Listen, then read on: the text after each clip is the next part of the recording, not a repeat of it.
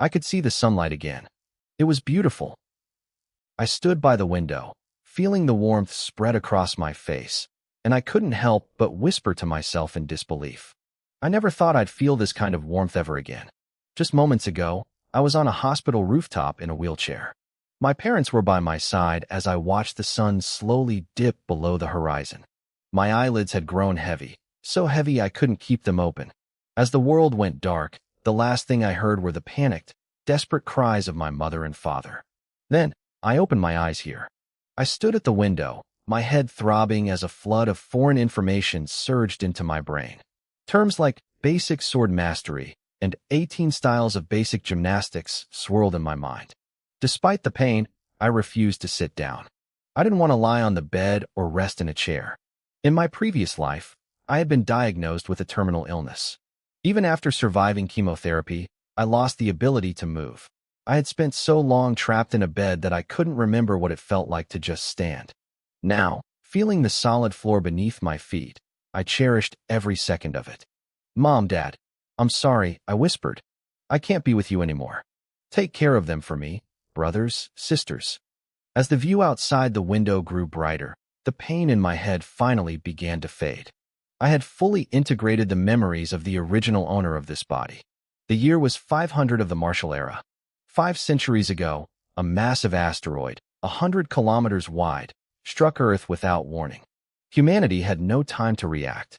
People expected the world to end in fire and floods, but the opposite happened. The air became purer, the world expanded, and strange spatial rifts tore open across the sky and land. Terrifying monsters poured out of those rifts. The course of human history changed forever. At first, modern weapons held the line. But as time passed, guns and missiles lost their effectiveness against the evolving beasts. Out of 600 major cities, fewer than 100 remained. The population plummeted until the world's spiritual energy fully awakened. That was when martial arts took center stage. Legends like Master Li, who created Jeet Kune Do, guarded the imperial capital alone, keeping every beast at bay for 100 miles.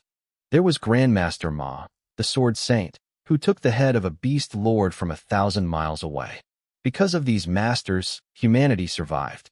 We were still at a disadvantage, and news of towns being wiped out by beast tides was common, but we were fighting back. I realized the original owner of this body was also named Guoxiao. It felt like fate.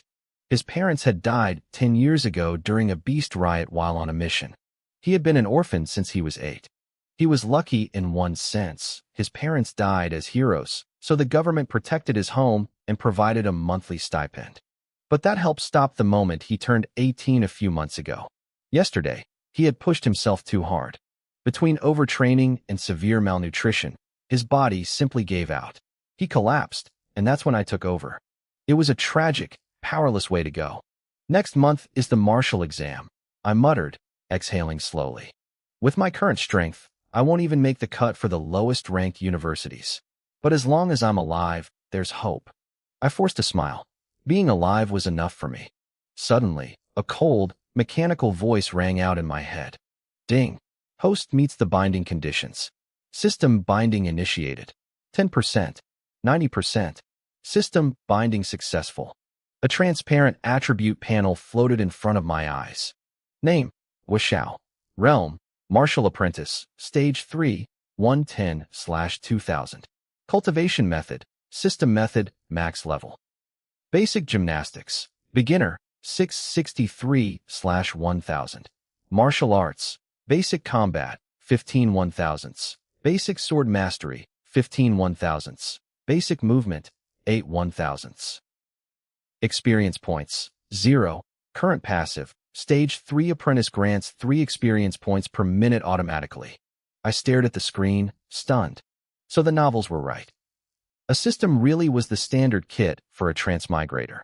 I felt for the original Guoxiao. He had reached Stage 3 under such miserable conditions through pure grit. A method that absorbs and generates experience automatically? I looked at the name System Method and frowned. That sounds a bit generic. Might as well call it the Northern Dark Technique. To my surprise, the text on the panel flickered and changed instantly to Northern Dark Technique. I stood there, speechless. My old, battered phone on the desk started ringing. I picked it up. It was my class teacher, Su Qing. Guo, is everything okay? You didn't call in yesterday, she said, her voice laced with worry. Sorry, Teacher Su. I wasn't feeling well and fell asleep early. I must have slept through the ringer, I lied smoothly.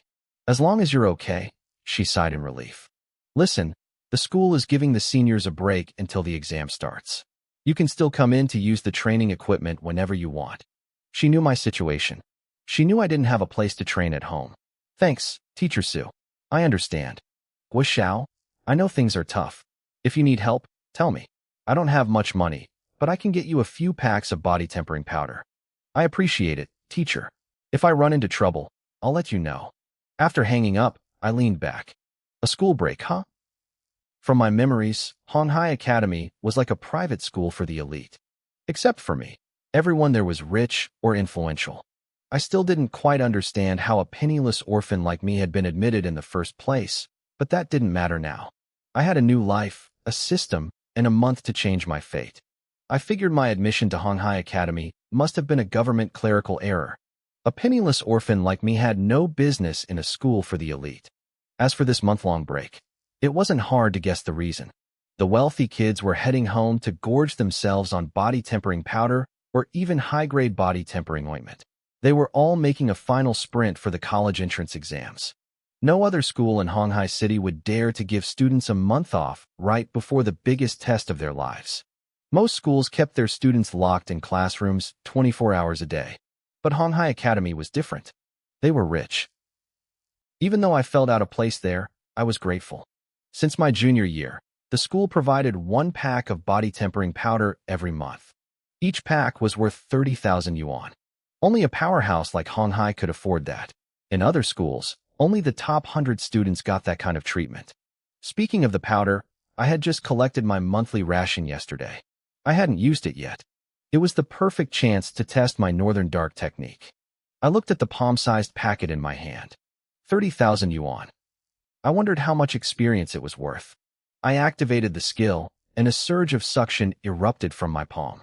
The packet began to shrink, dissolving into nothingness. Within seconds, it was gone.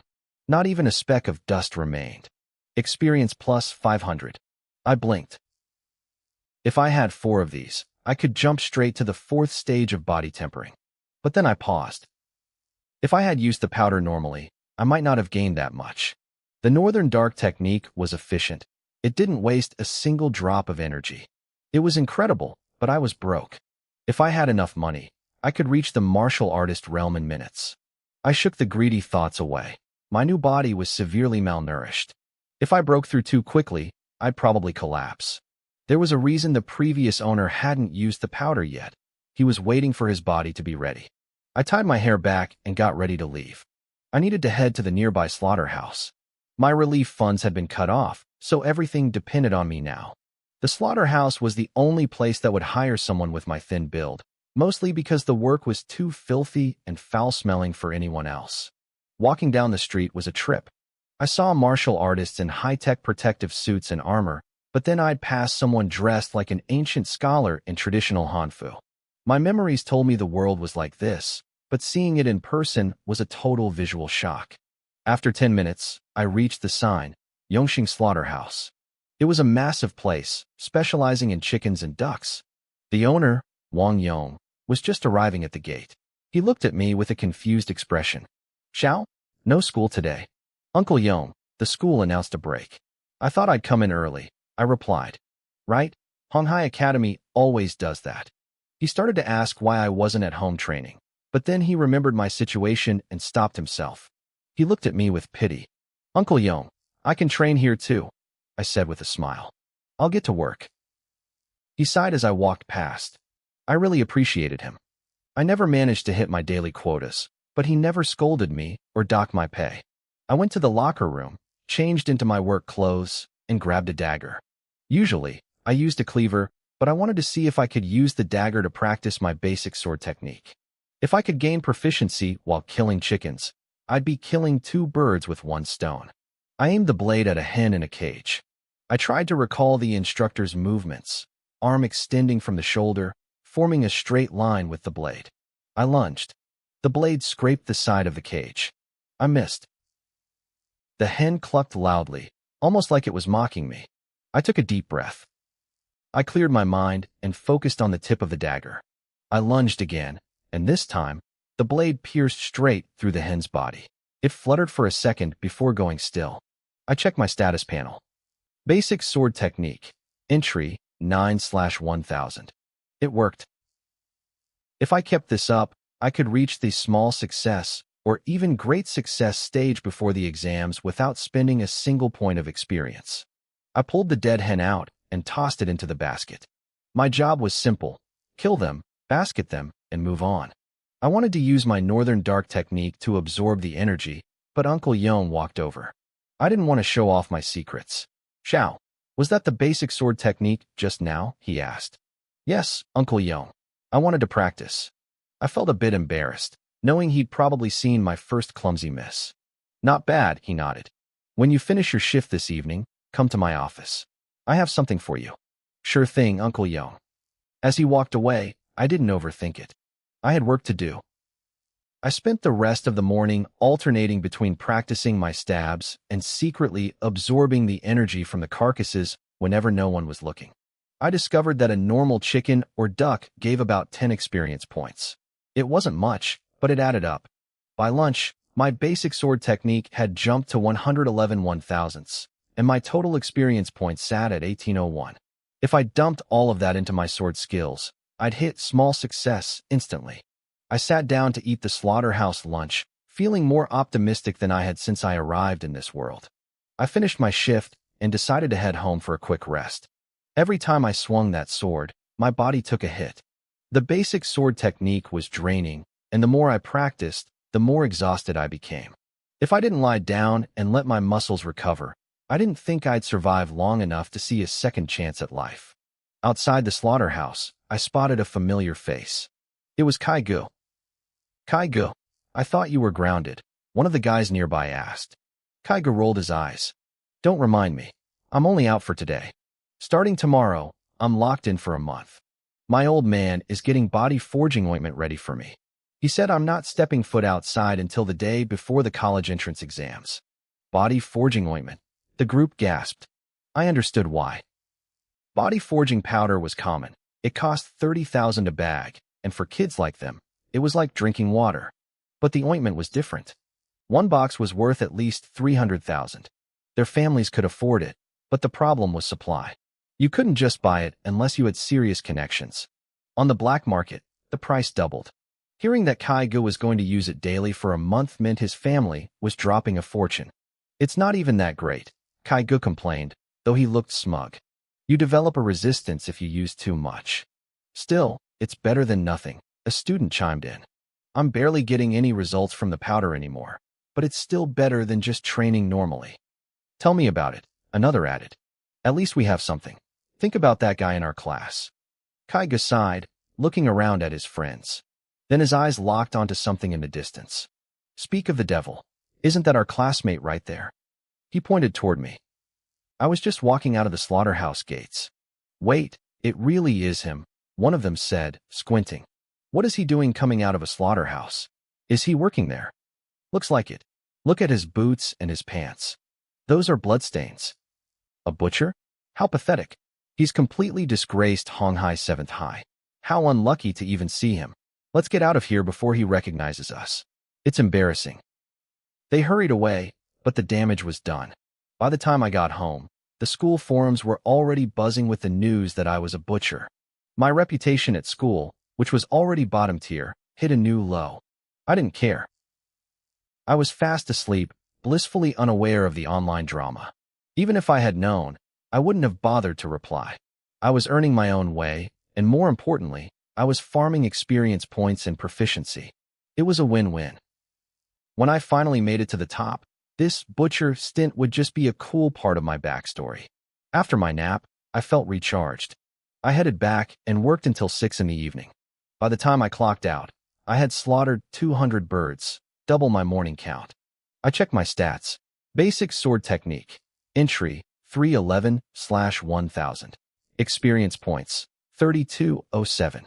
I was a third of the way to the next level of swordsmanship, and I could feel my movements becoming fluid and precise. My experience points were ticking up by 3 every minute.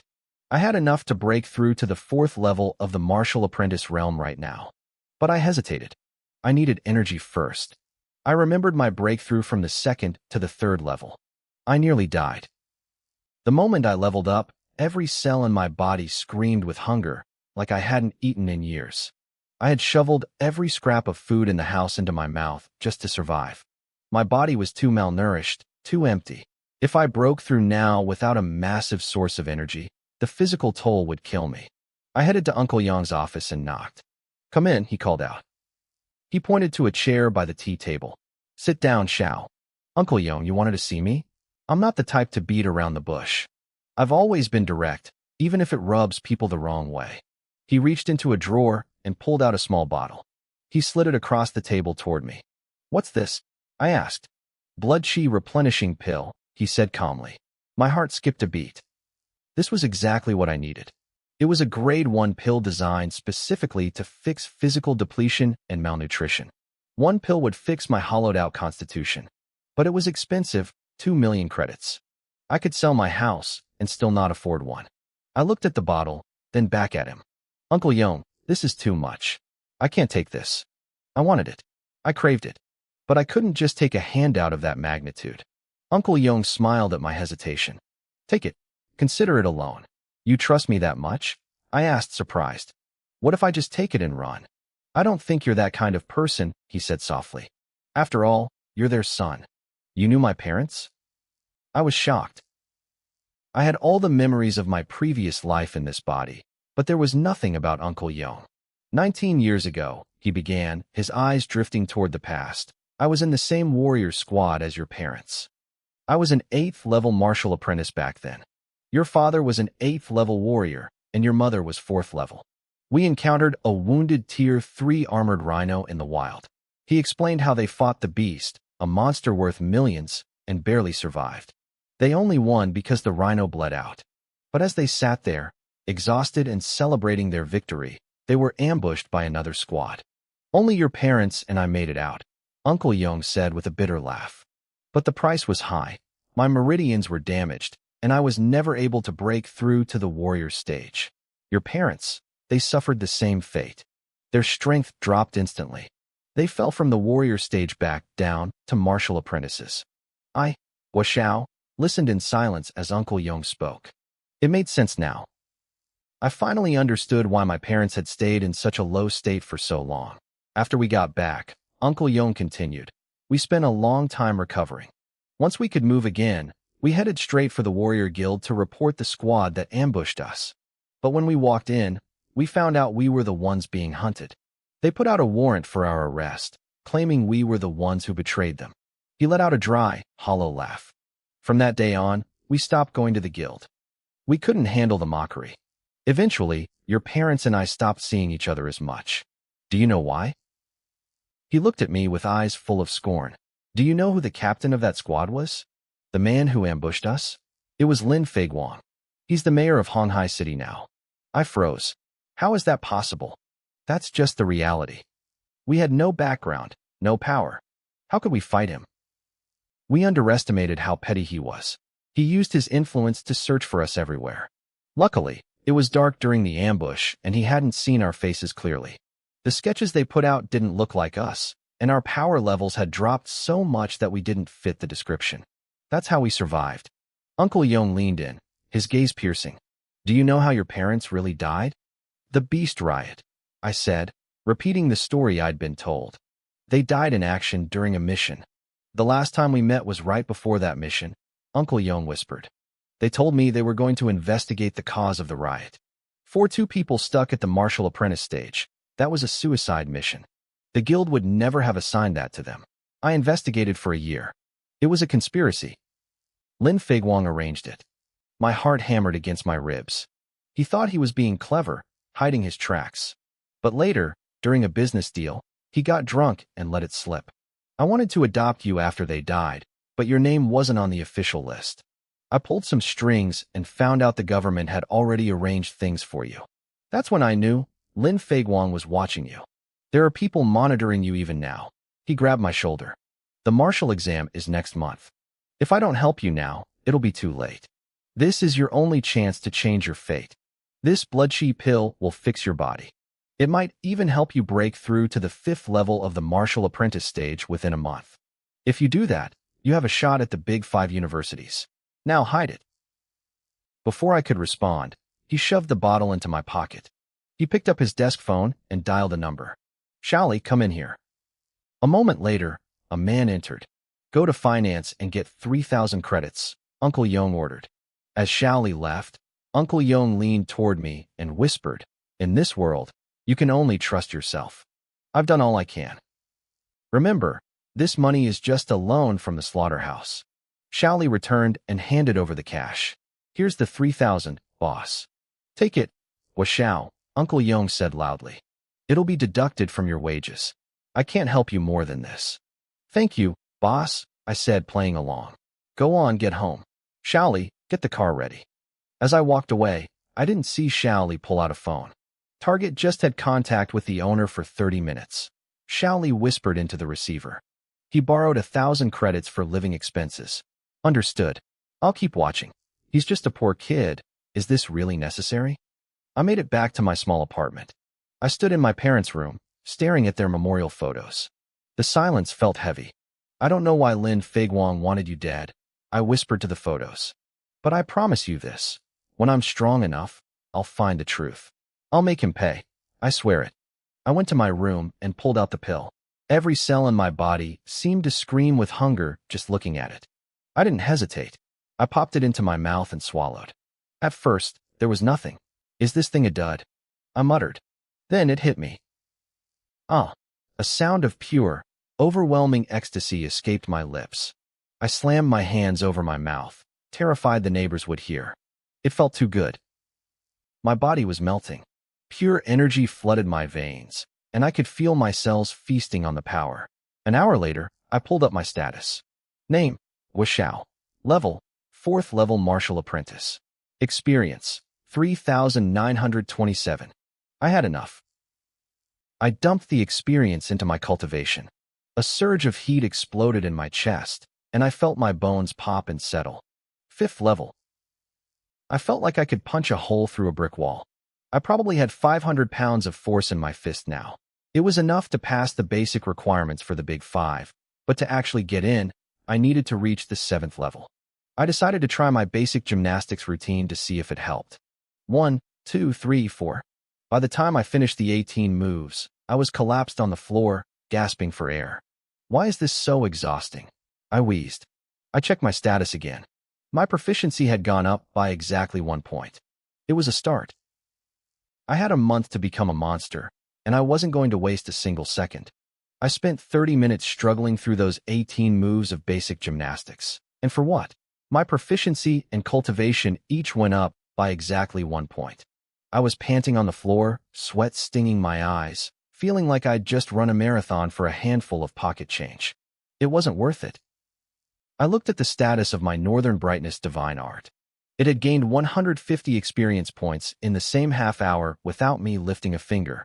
The math was simple. I didn't need to waste my energy on basic gymnastics anymore. I rested for a bit until my breath came easy, then I reached for a book. 500 questions on martial theory. I wasn't sleepy at all. The physical exams were vital, sure, but the written portion of the martial arts exam mattered too. Every question and answer for the test was inside this book. If I memorized it, I could bag a perfect score. I wasn't about to let easy points slip through my fingers. The next morning, I stretched my stiff neck after a long night of reading. I pulled up my panel out of habit. Experience, 4,042. Not bad. Even if I did absolutely nothing today, I had enough to break through to the 6th level of the martial apprentice realm. Life was starting to feel good. I headed to the Yongxing slaughterhouse and swapped into my work clothes. The weak, hollow feeling that used to haunt this body was gone. I felt solid. Ah Shao, a voice called out. It was Wang Yong, the owner. The exams are coming up. You should focus on your cultivation. We can get by without you for a few days. I blinked, touched by the gesture. I'm okay, Uncle Yong. I can handle it. He looked at my face, likely seeing the healthy color in my cheeks and the clarity in my eyes.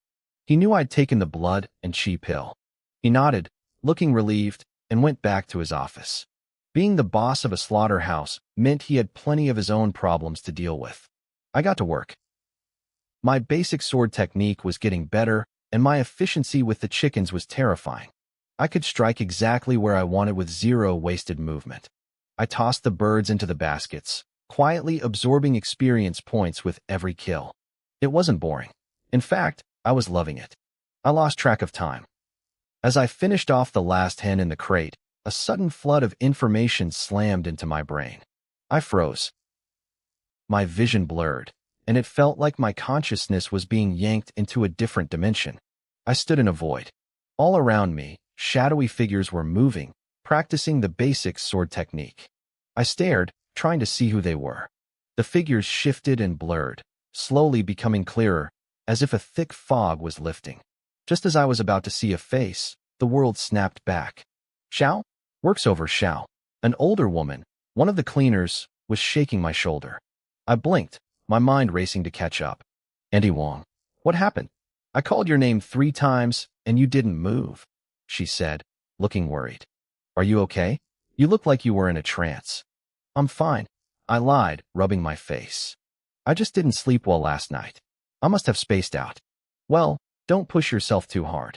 My old man is waiting for dinner, so I'm heading out. Good night, Auntie Wong. I'll leave in a minute. Once she was gone, I looked at my hands.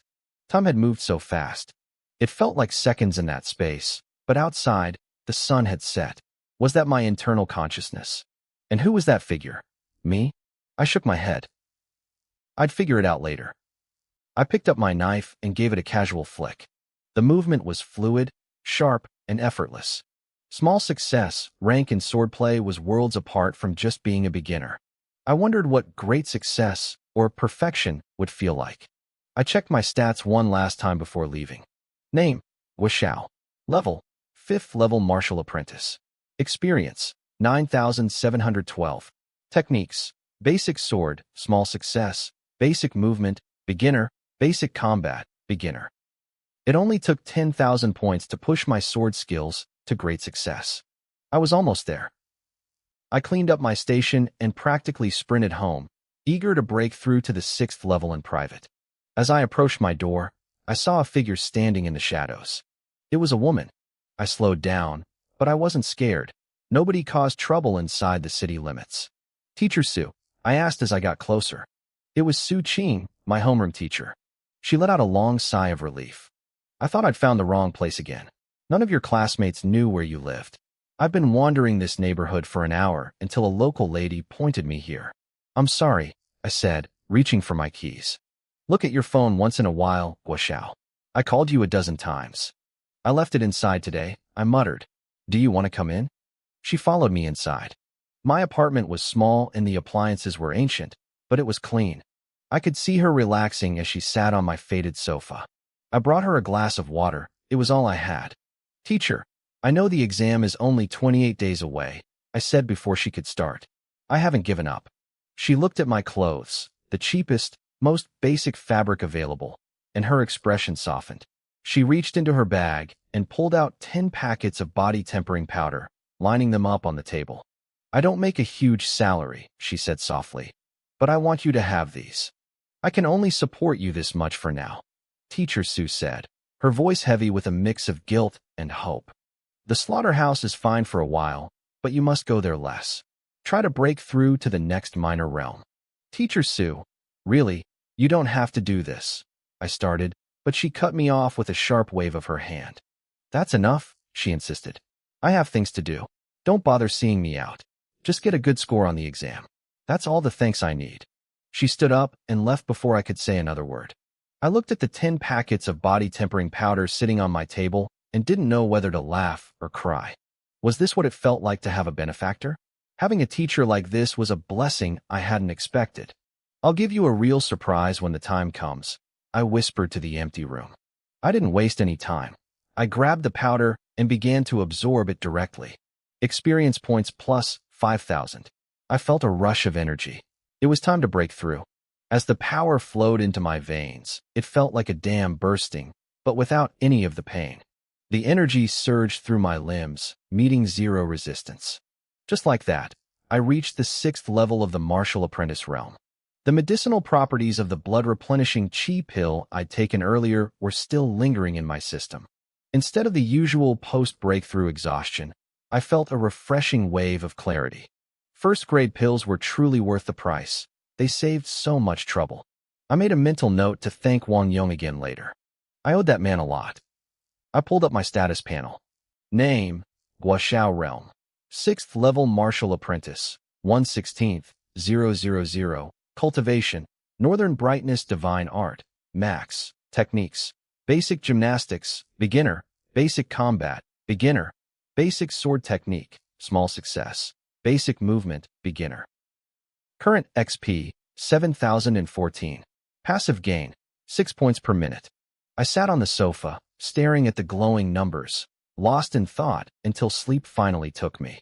The next morning, I woke up early and headed to the breakfast stall downstairs. Boss, 3 meat buns and a bowl of soy milk. I called out.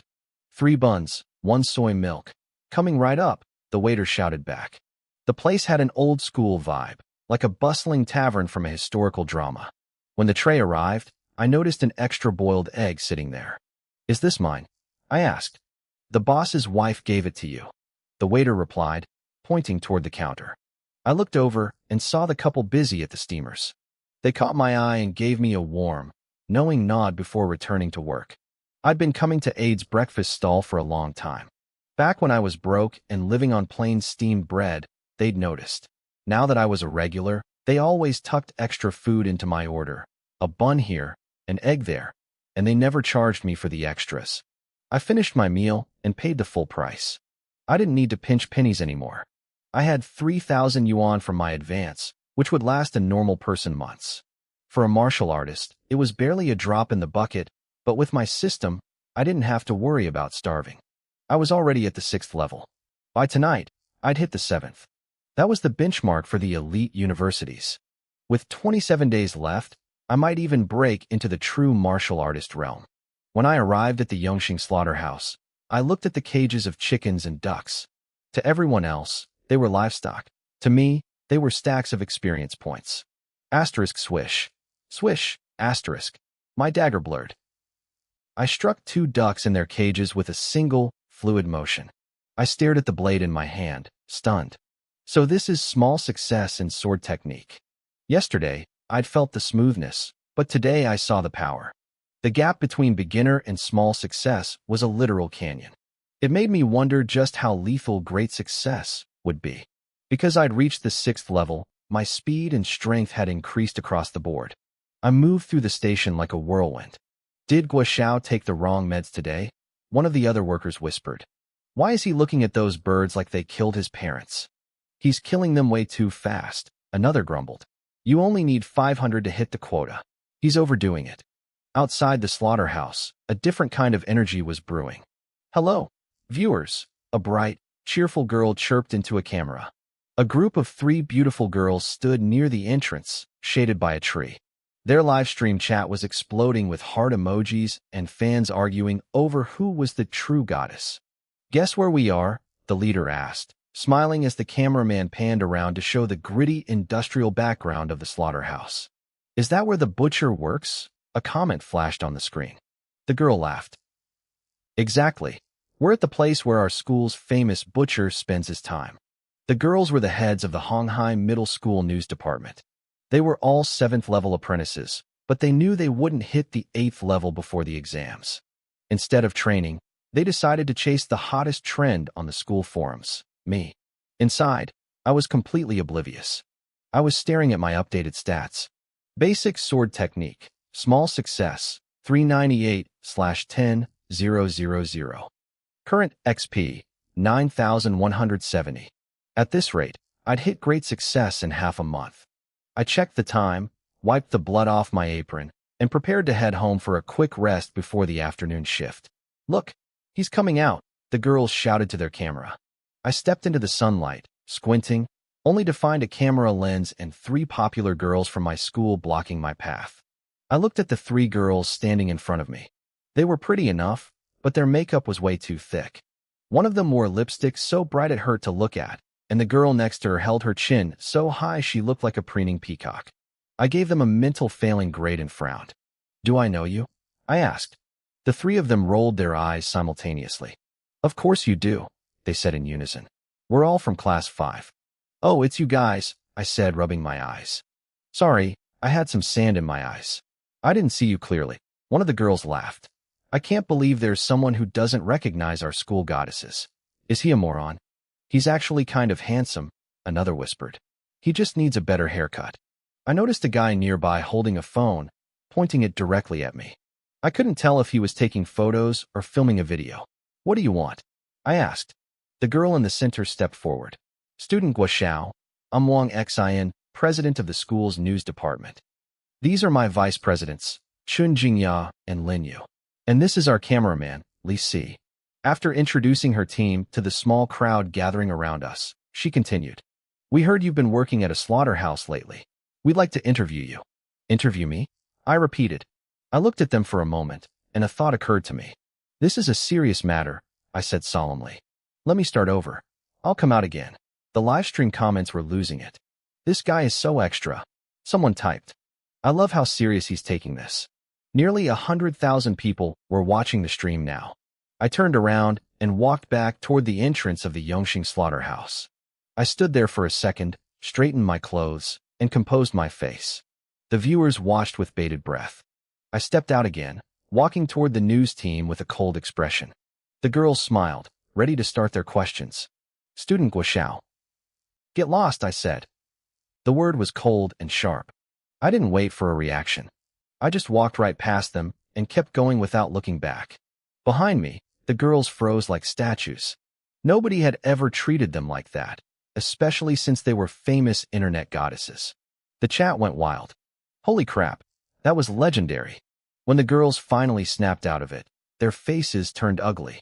I could tell they wanted to beat me up right then and there, but with 100,000 people watching, they had to maintain their image. "Maybe we're just not pretty enough," Wang Xin said to the camera, her voice trembling with fake sadness. "He doesn't care about our interview. It's so heartbreaking." "Yeah," the others chimed in, looking dejected.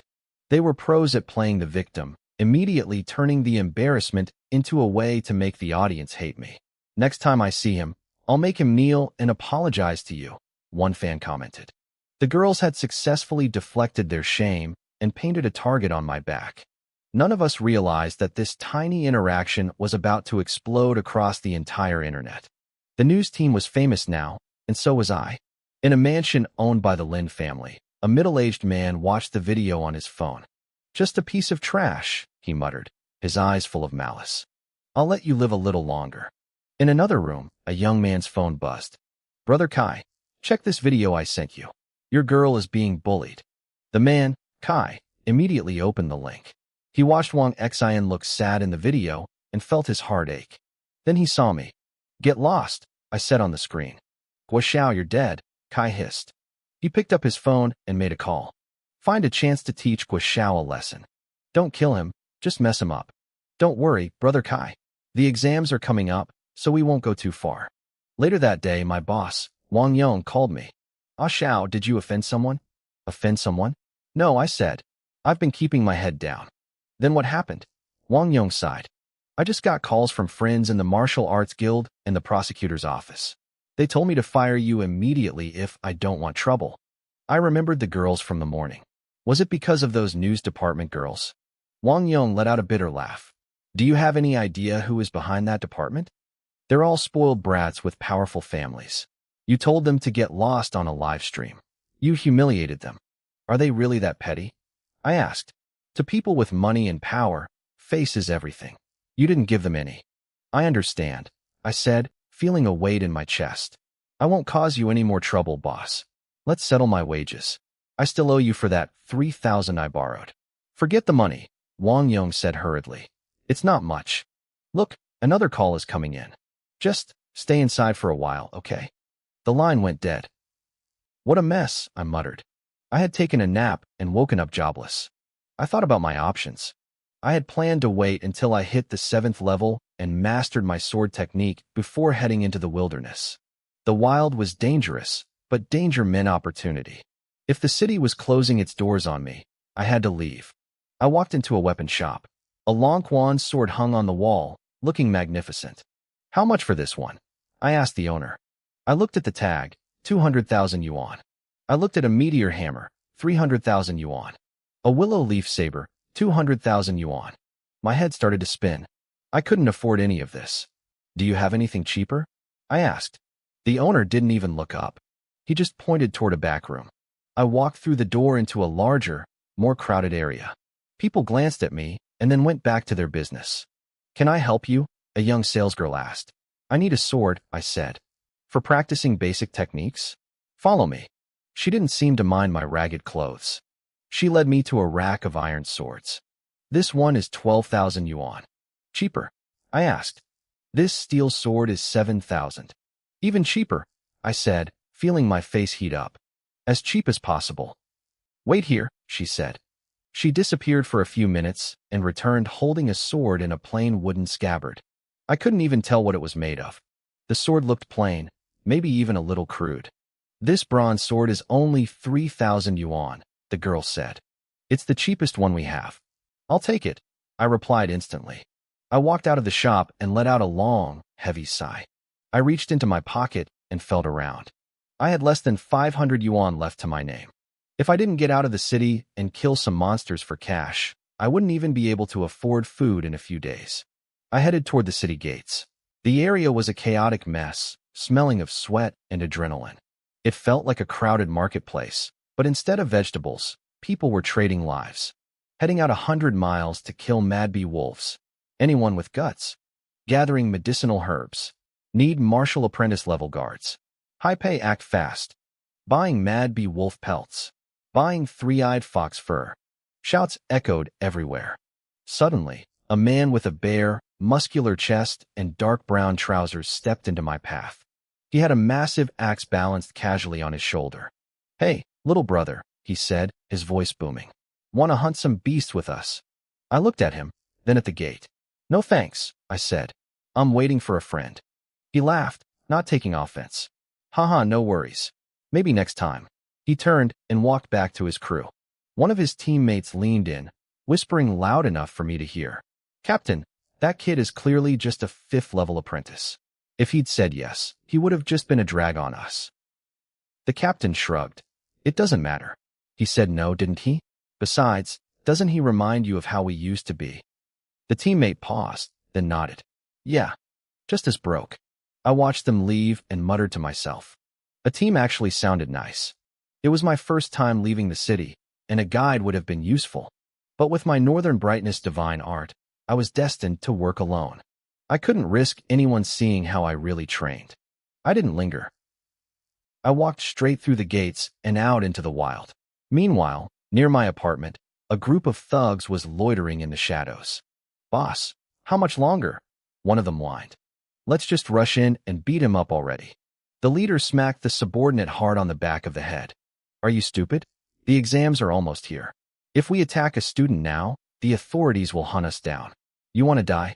The subordinate rubbed his head and went quiet, staring intently at the entrance to my building. A few minutes later, another lackey ran up. "Boss, I have good news and bad news." "Which one first?" "Give me the bad news," the leader growled. "Guo isn't home. We've been waiting for nothing." "And the good news?" "We don't have to keep watching the door." The leader's face went dark. He smacked the kid again. "Boss, why'd you hit me?" "I'm just reporting." "Because I felt like it," the leader snapped. "Keep talking, and I'll do it again." The kid shut his mouth and scurried a few feet away. "Where is he?" the leader asked. "Reliable sources say he went outside the city." "The wild? Which gate?" The lackey didn't hesitate this time. "North gate." The leader narrowed his eyes. "Fine, we're going to the north gate. We'll wait for him to come back." I had no idea I was being hunted. I was too busy staring at my first real target. A few meters ahead of me was a beast with a thick, white body and short, stubby legs. It had long ears like fans and a massive snout. But the most striking feature were the two curved, deadly tusks protruding from its mouth. It was a first-tier tusked boar. I racked my brain for the details I'd studied. The tusks were the most valuable part. They could be ground into powder for blacksmithing or alchemy. Its strength was around the 5th level of a martial apprentice, but because it was a beast, its raw power was closer to a 7th level human. "You're the one," I whispered. If the boar knew I was choosing it for my first time, it probably wouldn't have been honored. I crouched low, moving through the tall grass. My heart hammered against my ribs. I crept closer, 1 inch at a time. The boar suddenly lifted its head, sniffing the air. I froze. My breath hitched. Luckily, the brush was high enough to hide me. After a tense moment, the beast lowered its head again. I took another step. Snap! A dry branch broke under my boot. The sound was like a gunshot in the quiet clearing. The tusked boar bolted upright. It turned and locked eyes with me. It hadn't realized I was so close. When it saw the bronze sword in my hand, it didn't just get scared, it got angry. It recognized the weapon. This was the thing that killed its kind and stole their tusks. It pawed the ground with its front hoof, lowered its head, and charged. Holy crap! I yelled. The boar was a white blur of muscle and rage. I panicked for a split second, then threw myself into a desperate roll. The boar thundered past me, the smell of its foul breath and wild musk hitting me like a physical wall. I scrambled to my feet and drew my sword. Shing! The boar turned, its eyes red with fury. It didn't want to run. It wanted me dead. It lunged again, but this time it leaped into the air, aiming those massive tusks straight at my chest. I didn't think. I just swung. My bronze sword slammed into its tusks with a metallic clang. The impact sent a shockwave up my arms. We both flew backward from the force. The boar skidded back 2 meters. I flew back 4. I stood up, my right hand trembling from the vibration. When you face a beast, do not panic. My instructor's voice echoed in my head. Asterisk, stay calm. Use your environment. Find the opening. Kill in 1 strike. Asterisk. I gripped the sword tighter. The boar was watching me now, hesitant. That strike to its tusks had hurt it, and I could see the confusion in its eyes. Usually, humans ran. This human bit back. The pain only made it angrier. It wasn't going to flee. This was a fight to the death. If I didn't kill this beast, I wouldn't be able to sleep tonight. The boar seemed to think the same thing. It stared at me, its small eyes assessing its prey. It realized I was just a human. It thought it could win. It thought this was its chance for revenge. I stood perfectly still. To the boar, I probably looked frozen in fear. It pawed the ground twice, let out a deafening roar, and charged. This time, it was faster. Much faster. The roar snapped me out of my daze. The beast covered the distance in a heartbeat. When it was only 2 meters away, it kicked off with its front hooves and launched itself into the air. It was a massive, hairy projectile aimed straight at my throat. I didn't panic. I watched it glide closer, every muscle in its body tensed for the kill. Just as it was about to collide with me, I took 1 precise step back. The boar whistled past my chest, missing me by 1 inch. I didn't waste the opening. I brought my bronze sword down in a heavy vertical cleave. The blade sank into the boar's skull without a hint of resistance. The beast hit the ground, gave 1 violent shudder, and went still. It was dead. Moments ago, it had been stronger than me. Now, it was just a carcass. I could see the confusion in its glazed eyes as the life faded out. It couldn't understand how a weak human had ended it so easily. It stared at me even in death, as if trying to kill me with its gaze. I looked down at the body and sighed. "Don't blame me, brother pig," I muttered. "I hope you have a better life next time. Maybe be a pet pig or something." Then, a thought struck me. I checked the clearing to make sure I was alone. No one was watching. I knelt down and placed my hand on the boar's head. "Northern brightness, divine art," I whispered. I activated the technique. The boar's body began to shrivel and shrink before my eyes.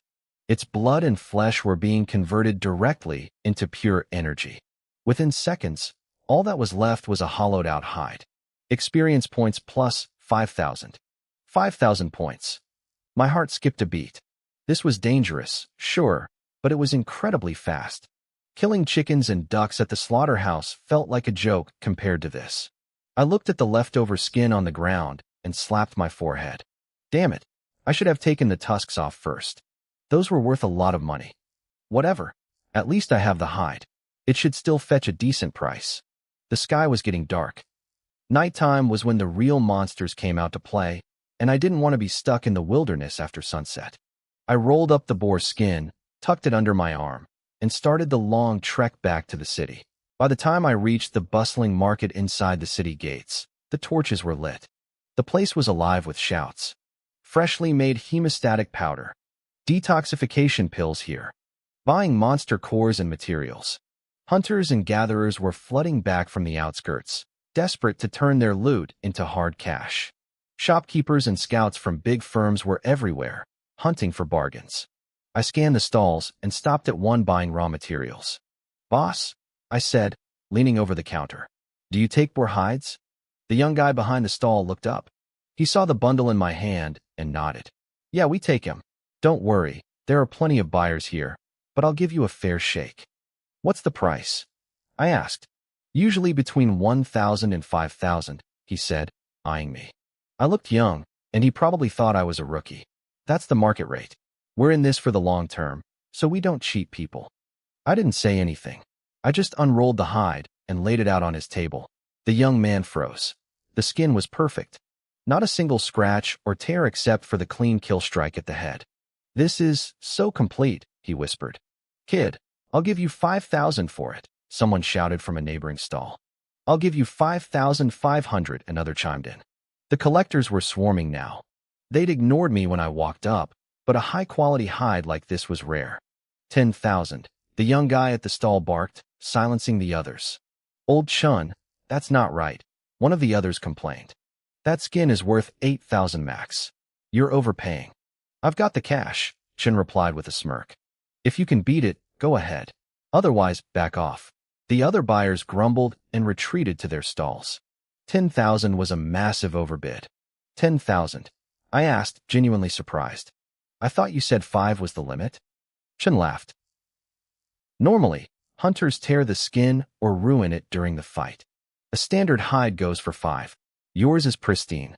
It's worth the premium. You selling?" "Yeah," I said. "Name's Chun. I'm here every day. If you get more stuff like this, bring it to me. I'll always give you the top rate." He turned to his assistant. "Shaolin, pack this up." Then he looked at me. "Bank transfer." I hesitated. Bank transfer? I was so poor I didn't even have a bank account. The most money I'd ever held at once was 5,000. "Can you do cash?" I asked. Chun looked at my worn-out clothes and seemed to understand. He nodded, reached into a drawer, and pulled out a thick stack of bills. He handed them over. "You should get a card, kid. Carrying this much cash isn't safe these days." "Thanks," I said, pocketing the money. "I'll look into it." I walked away, feeling the weight of the cash in my pocket. But as I moved through the crowd, I didn't notice the eyes following me. "Boss, look. Isn't that the Guashao kid?" a thin lackey whispered, pointing a finger. A man in a leather jacket pulled out his phone, checked a photo, and grinned. "That's him, no doubt." "Boss, look. He just took a huge stack of cash from that stall." The leader's eyes turned greedy. "Move. We'll head to his place and wait. We'll beat him down, take the money, and then collect the reward from Brother Long. It's a double payday." "But boss, what if we can't beat him?" The leader cuffed him over the head. "Are you stupid? He's only at the 3rd level of the apprentice realm. I'm at the 5th level. Plus there's 4 of you at the 3rd level. He's one guy. What's he going to do?" "Oh, right. Yeah." I had no idea they were heading for my home. I wasn't in a rush to get back yet. I'd heard someone selling medical supplies earlier. This was my first time in the wild, and I'd realized how unprepared I was. If I was going to do this regularly, I needed gear. I found the stall again. "How much for the hemostatic powder and detox pills?" 2,000 a pack for the powder, the vendor said. "The pills are 10,000 a bottle. 10 pills per bottle." I looked at the dark pills on the table, curious. "What are these?" "Those are fasting pills," the vendor explained. "Take 3 a day, and you won't feel a single hunger pang. A bottle has 21 pills for 1,500 bucks. He then pointed to a different set. "These are vitality pills. They restore your physical strength. 5,000 per pill." I listened as he went through the inventory, but my heart sank. I couldn't afford most of this stuff. After doing the math, I hesitated, then made my move. I bought 2 packs of hemostatic powder and 4 bottles of fasting pills. Just like that, the money I'd made from the boar tusks and fur was gone. The clerk counted my 10,000 yuan and handed over the goods. Here you go, kid. 2 packs of powder for bottles of pills. I'll throw in this small waste bag for free. What's the difference between these fasting pills and the high-end ones? I asked. The effect, he shrugged. The real ones only require 1 pill a day to keep you full. Plus, these cheap ones taste like garbage. I wanted to ask more, but I had enough to worry about. I headed home. As I reached my door and pulled out my keys, I froze. My hand hovered over the lock. I heard muffled voices coming from inside my apartment. Boss, when is this kid coming back? I'm getting sleepy. Yeah, and this place is a dump. He doesn't even have a soda in the fridge. I listened for a moment, my pulse steady. From their conversation, I realized they were here to jump me. They didn't sound like pros. The leader was only at the 5th level of the apprentice realm, and the others were even lower. I let out a quiet breath of relief. I was at the 6th level now, and my basic sword technique had reached small success. Dealing with a few thugs wasn't going to be a problem. I shoved the key in, twisted the lock, and kicked the door open. My apartment was a mess. 4 guys were lounging on my sofa, looking like they owned the place. When they saw me, they jumped up with greedy grins. I stepped inside and used the scabbard of my sword to hook the door shut behind me. Click. Who are you? I asked, my voice cold. And what are you doing in my house? Boss, look at this kid, one of the lackeys laughed. Is he stupid? He locked himself in with us. Hand over the money, kid, the leader sneered. You've kept us waiting long enough. They started closing in, laughing. I didn't even draw my blade. I kept the bronze sword in its sheath and swung it like a bat. Whack! The first 3rd level thug didn't even see it coming. He flew backward, slamming into the guy behind him. They both hit the floor, groaning and clutching their ribs. Boss, help us. It hurts. The leader's face twisted in rage. You little brat. You're asking for it. In his eyes, I was still just a 3rd level weakling who got lucky with a surprise attack. He signaled to his remaining 2 men. They pulled out jag daggers with a sharp shink sound. Drop the sword, the leader growled. I stood my ground, expressionless. He took my silence for fear. He nodded to his men, and they lunged at me, blades flashing. These guys weren't like the first 2. They were experienced street fighters. They weren't just looking to bruise me. They were going for blood. I watched them move. It felt slow. I swung the sheathed bronze sword again, putting my full strength behind it this time. Crack! Crack! The daggers clattered to the floor. Both men were sent flying back to where they started, collapsing in a heap. The leader crawled backward, his voice trembling. Wait, you're not at the 3rd level. What are you? I walked toward them, my shadow looming over the group.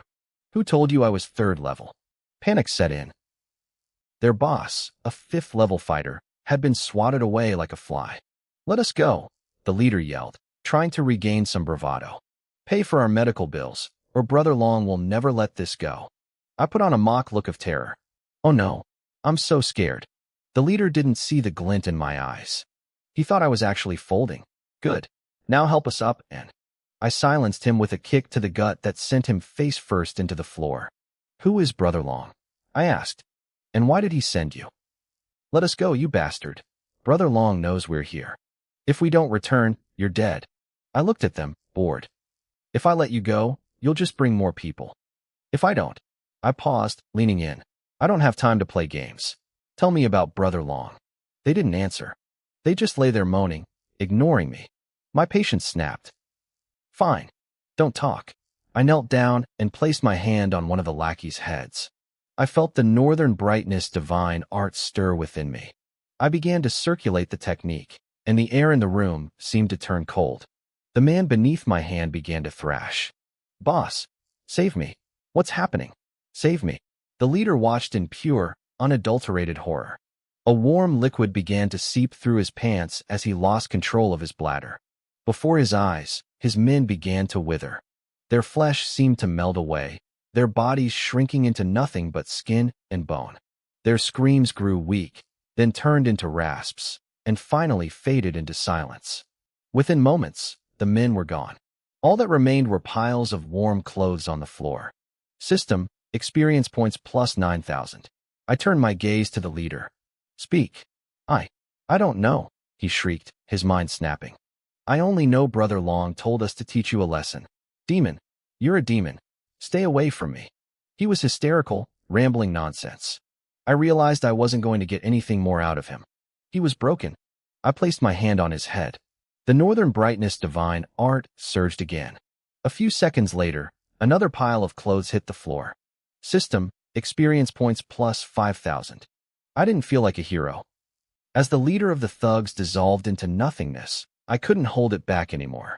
I bolted for the bathroom and collapsed over the toilet, retching until my stomach burned. It was horrific. Dissecting a corpse in a lab was one thing, but watching a living man turn into a hollow shell of skin and bone right in front of me was something else entirely. The Northern Brightness divine art was efficient, but it was ugly. I stayed there until I was coughing up bitter bile, waiting for the nausea to fade. Once I could breathe again, I reached into my small hip bag and pulled out a tailbone pill. It smelled like rotting trash and tasted even worse, sour, pungent, and foul. I gagged as I swallowed it, but the effect was instant. The hollow hunger in my gut vanished, and my mind finally cleared. I walked back into the living room. Piles of clothes lay scattered across the floor where the men had been. I looked at the fabric. The quality was definitely better than the rags I was wearing, but there was no way I was touching anything that belonged to them. I spent the next hour cleaning. I threw the discarded clothes and the broken bits of my furniture into the trash bins outside. When I finished, the apartment looked decent again. At least the thugs left me a parting gift. I picked up the leader's smartphone from the floor. It was sleek, expensive, and miles ahead of my old junker. Suddenly, the phone vibrated. A name flashed on the screen, Brother Long. I hesitated, then swiped to answer. I didn't say a word. Xiaozhong. How'd it go? A voice asked. When I didn't respond, the tone shifted. Who is this? Xiaozhong, what happened to you? Didn't you send them to find me? I asked coldly. There was a sharp silence on the other end. You're just a level 3 martial apprentice. How could a broke kid like you beat Xiaozhong and his crew? Believe it or not, they're gone, I said. Just tell me who paid you to come after me. The man laughed, a dry, dangerous sound. So you're really Guo Xiao. I didn't think you'd be hiding this deep. Planning to shock everyone at the Big 5 exams, are you? I asked you a question. I started, but the line went dead. I tried calling back, but it went straight to voicemail. He had blocked me. I didn't waste any more time. I popped the SIM card out, snapped it, and tossed it in the trash. I put my own card in the new phone and sat down on the sofa. I checked my status panel.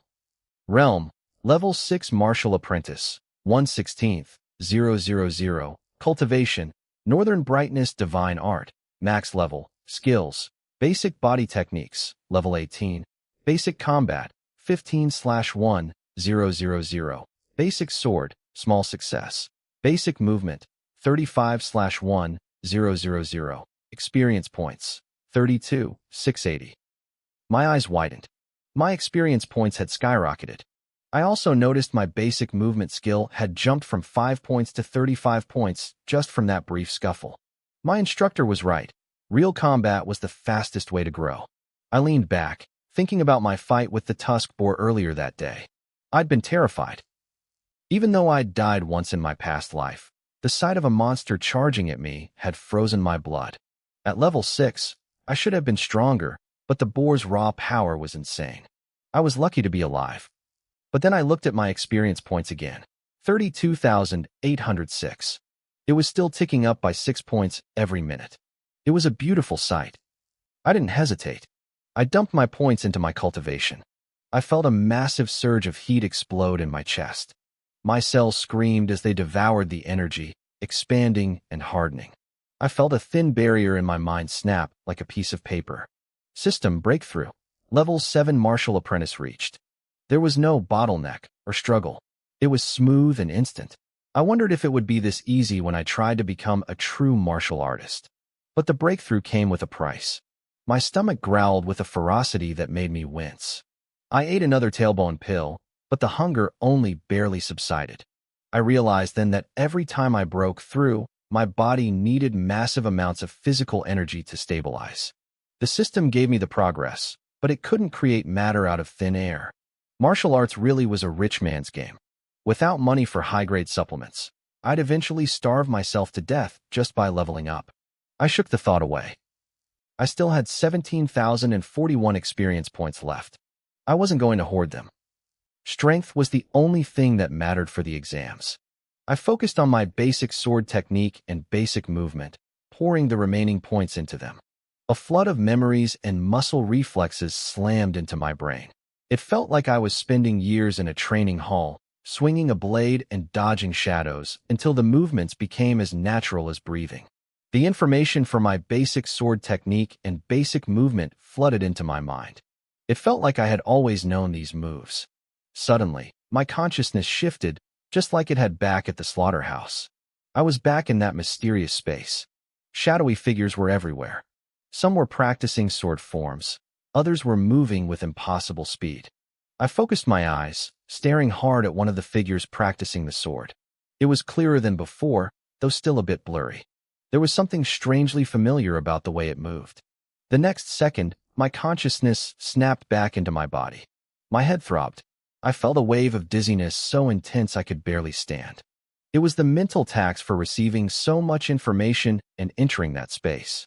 I made a mental note to be careful in the future. If I got stuck in that trance during a fight, I'd be a sitting duck. The dizziness got worse.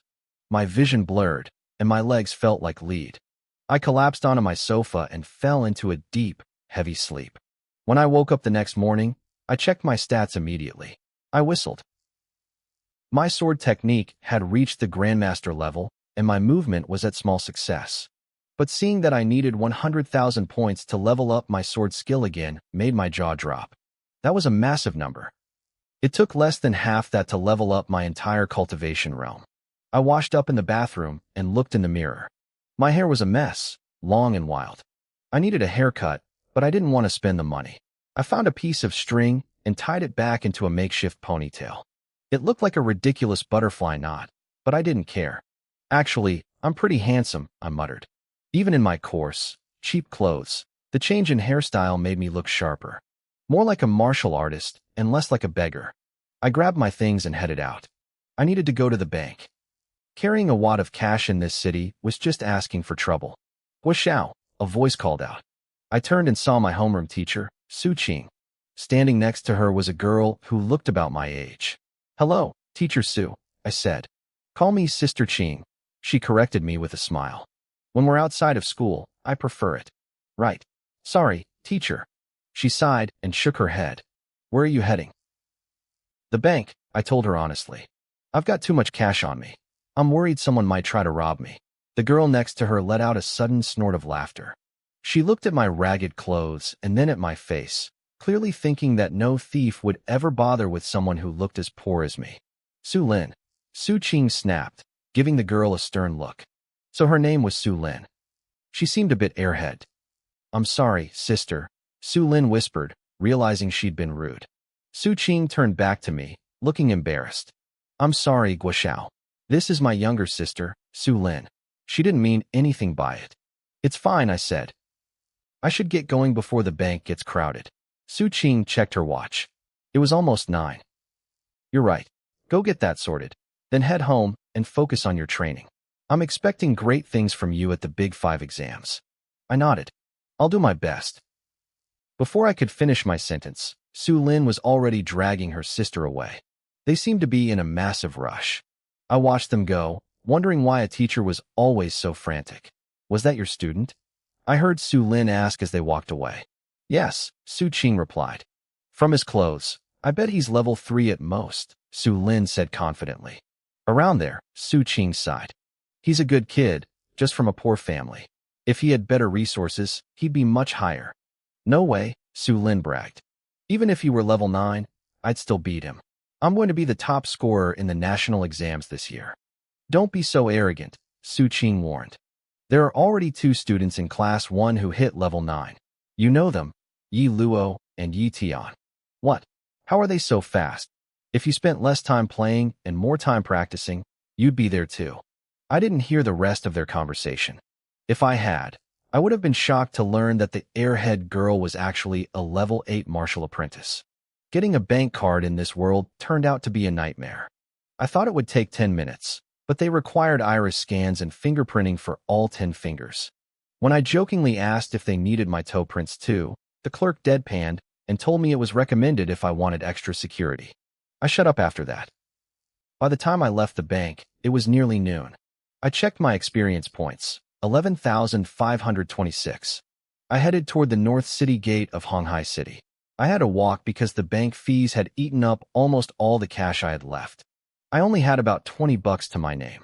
My destination was the same area where I'd fought the tusk boar yesterday. I'd heard rumors at the market that the tusk boar territory was usually avoided by other martial artists. Even though they were technically level 5 monsters, their strength was closer to level 7. Their tusks didn't sell for much, and they usually hunted in pairs. Meeting a lone one like I did yesterday was rare. Most high-level apprentices didn't think they were worth the effort. But for me, I didn't care about the money. I needed the experience points. And if no one else wanted to hunt them, that just meant more for me. I needed a place where no one would bother me. It wasn't about the money, it was about the privacy. I needed a quiet spot to use my Northern Brightness divine art and suck up experience points without drawing unwanted attention. If anyone saw what I was doing, it would mean nothing but trouble. I had already made up my mind yesterday. Until the exam started, I was going to camp out in the tusk boar territory. As I walked along the main road outside the city, cars occasionally sped past me. I watched them with a hint of envy. To own a car in this world, you had to be at least at the martialist realm. I wondered when I'd finally reach that level. Higher realms meant killing higher-level monsters, which meant even more experience points. I shook my head, clearing the thoughts. Now wasn't the time for daydreaming.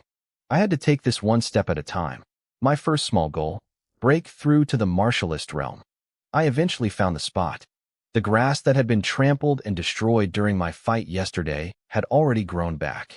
The spiritual energy in the air really did change everything, even the growth cycles of plants. I started wandering around, looking for my targets. I wasn't the same person I was yesterday.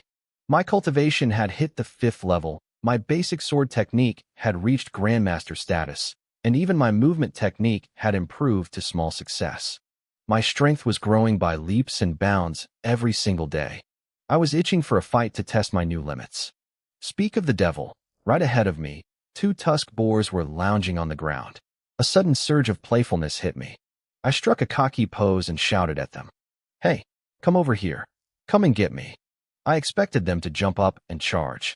Instead, they just stayed there, looking at me with what I could only describe as pure disdain. I swear I could see it in their eyes. They thought I was an idiot. Being mocked by 2 pigs was not on my schedule for today. I grabbed a few pebbles from the ground and hurled them with everything I had. Asterisk thwack. Thwack. Asterisk. My aim was a bit off, but I managed to hit them both. That did the trick. They squealed in anger and scrambled to their feet. "That's more like it," I muttered, satisfied. I gripped the hilt of my bronze sword and charged first. Seeing me rush them only made them more furious. They dug their front hooves into the dirt and lunged toward me. I let out a loud shout as they closed the gap. Bring it on. The scene felt a bit ridiculous, like something out of a cheesy anime, but luckily no one was around to see it. I unleashed my basic sword technique. I lunged, slashed, and swept my blade in a blur of motion. Within seconds, tiny cuts began appearing all over the boar's thick hides. I wasn't in a hurry to kill them. I was using them as live practice for my newly mastered sword forms. Every time they tried to gore me, I slipped away effortlessly. My improved movement technique was incredible. Yesterday, dodging 2 of them would have been a desperate struggle. Today, I was practically playing with them. I felt lighter, more agile. My speed had only increased by maybe 30%, but the fluidity made it feel like I was on a completely different level. After getting a feel for my new power, I looked at the 2 bleeding boars. Time to wrap this up. I finished them off quickly and moved in. I had to touch them with my hands to trigger the Northern Brightness divine art. It wasn't as convenient as the real version from the stories, but it worked. Experience points plus 10,000. I didn't even bother with the tusks or the hides this time. Carrying that heavy stuff back to sell for a bit of cash wasn't worth the time. Experience was my only priority. I cleaned my blade and started looking for the next group. "Little friend, this is no place for someone like you." The voice came out of nowhere, echoing around me. I spun around, scanning the trees, but saw no one. I thought I was hallucinating for a second until the voice spoke again. Up here. I looked up. An old man was standing on a tree branch, stroking his long beard and looking down at me. To him, I probably looked like a typical high school kid, fifth-level martial apprentice, cheap clothes, clearly from a poor family. In this world, someone like me shouldn't have had high-level techniques or the gear to survive out here alone. Why can't I be here? I asked. What makes you think you can be here? The old man countered. My strength, I said simply. The old man laughed, looking at me with an amused expression. Based on your fifth-level cultivation? I could tell he wasn't a threat. If he wanted me dead, he could have killed me before I even knew he was there. I stayed calm, and the sword in my hand. He looked at my weapon, a cheap, nicked bronze blade made by some low-level apprentice. That piece of scrap metal? That depends on whose hand it's in, I replied. In my hand, it's a legendary blade. The old man went silent. He didn't know how to argue with that. He probably hated my "the world is mine" attitude, but he couldn't deny the conviction in my voice. If social martial artists can hunt beasts at the 5th level, why can't I? I added, a martial artist should be self-reliant and relentless. Well said. The old man sighed, looking genuinely moved.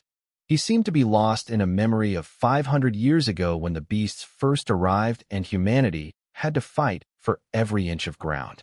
Back then, everyone was ordinary, and they still fought.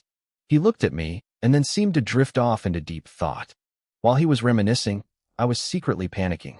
Is he deciding how to kill me? Should I run? Should I play dead? Asterisk. My mind was racing with exit strategies. The old man snapped out of his trance and saw the look on my face. He stopped stroking his beard and huffed. Do I look like some bloodthirsty monster to you? Infuriating kid. He reached into his robe, pulled out a manual, and tossed it down. It landed right at my feet. By the time I looked back up, he was gone. I stood there, jaw dropped, staring at the empty air. The old man hadn't just walked away, he had literally taken flight. He soared into the sky and vanished. I looked down at the manual he had tossed at my feet. 3 words were written on the cover, drawing sword technique. Looking at those words, my mind drifted to a certain legendary character from my past life. You know the one. The lower he held his head, the stronger he became. I shook the thought away. I needed to focus on reality. I tucked the manual into my robe and started heading back toward the city. This wasn't the place to start reading. If I got too absorbed in the technique and a beast ambushed me, I'd be dead before I could turn the page. Back in the bustling streets of Honghai City, I stopped by a familiar stall. The young clerk, Shaolin, recognized me and waved. Hey Shaolin, I said. You're pretty young. Why are you working here instead of studying? Don't laugh at me, brother, he said with a sheepish grin. My family is poor. Luckily, Boss Chin took me in. I come here to help out whenever I have free time. My urgency to get home faded a bit. I felt a kinship with him. I pulled out my loot. Help me see how much these are worth. Shaolin skillfully inspected the 2 tusker boar pelts I had harvested. The sword punctures are a bit numerous on these too, but the overall integrity is good. We can give you 3,000 yuan. Deal, I said. I didn't care about haggling. Killing those boars had been effortless anyway. Cash, he asked, reaching for a drawer. Bank transfer this time, I replied. Shaolin stopped and grabbed a device from the counter. He aimed it at my face. A screen flickered, instantly pulling up my banking information. It was my first time seeing this tech in person. I checked the details carefully. Everything was correct. The model is a bit old, but it's accurate, Shaolin explained. I heard the newest scanners can read your info just by looking at you from a distance. High-tech stuff. That's convenient, I muttered. All right, the money is sent. You should get a notification any second. Just as he finished speaking, my phone vibrated in my bag. I checked it. The text was there. The transfer was instant. After chatting with Shaolin for a bit longer to learn about other gadgets, I finally headed home. The moment I hit the sofa, I pulled out the drawing sword technique. I flipped through the pages, soaking in every word. As I finished the last page, my vision blurred. My consciousness was pulled back into that mysterious gray space. What's happening? I whispered. I can enter this place just by reading a manual? Shadowy figures appeared around me. They weren't fighting monsters. They were practicing the technique I had just read. I didn't focus on their faces this time. I watched their hands. The movements were simple. Draw, sheath, draw, sheath. As time passed in that void, the figures moved faster and faster.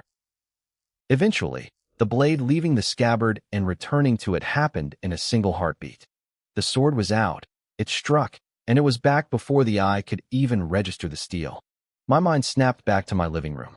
I pulled up my attribute panel. Under my skills, a new entry had appeared, drawing sword technique. It was already at the small success stage. I was stunned. How?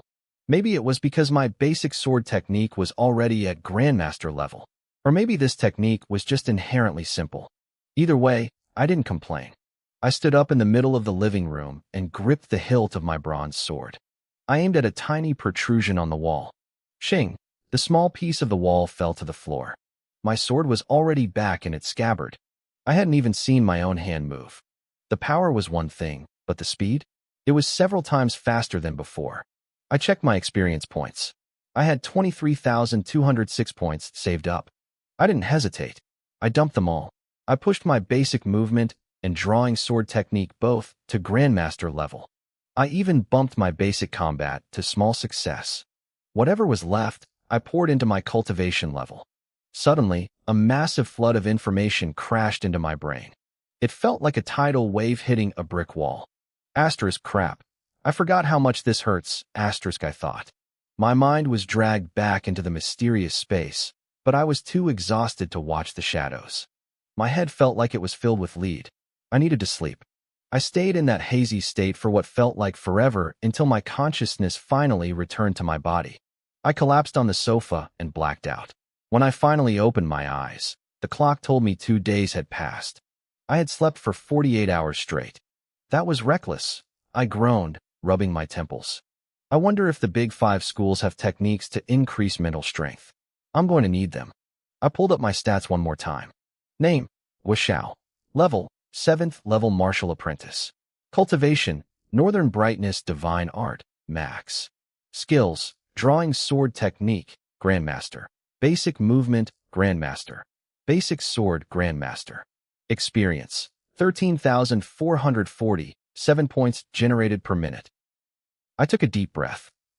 With this setup, who in Honghai High School could possibly stop me? I was confident that no student in my school was my match.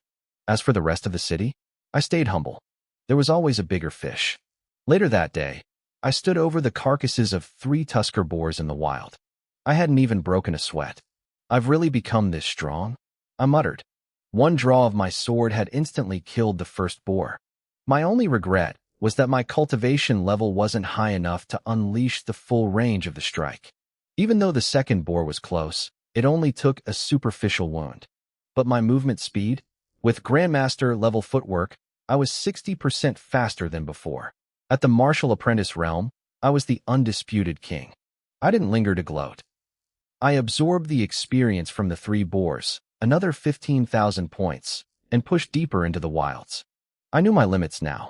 In this realm, I was invincible. I didn't have to hold back anymore. Before, I was cautious, measuring every step, but now, as long as I didn't run into a level 2 demon beast, I was the apex predator in these woods. I felt sharp. I felt unstoppable. About 500 meters away, a young girl was locked in a desperate struggle with a tusker boar. Her clothes were torn, and her face was caked with dust and sweat. She looked pathetic.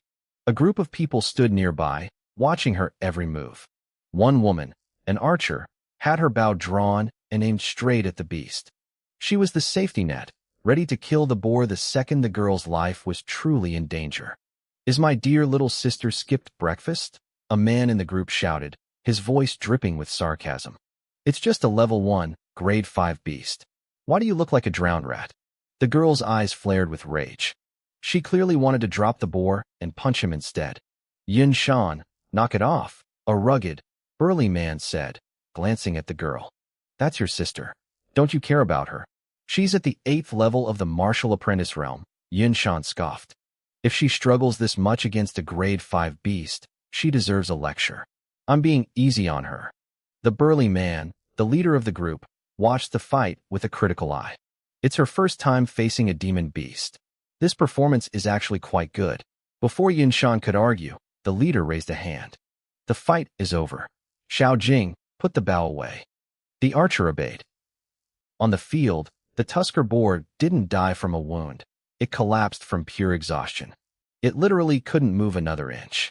Seeing her chance, the girl lunged forward and drove her blade deep into the beast's skull. She slumped onto the dirt, gasping for air, looking completely unrefined. But she was smiling. Killing her first beast was a milestone worth celebrating. As the group approached her, Yinshan couldn't help himself.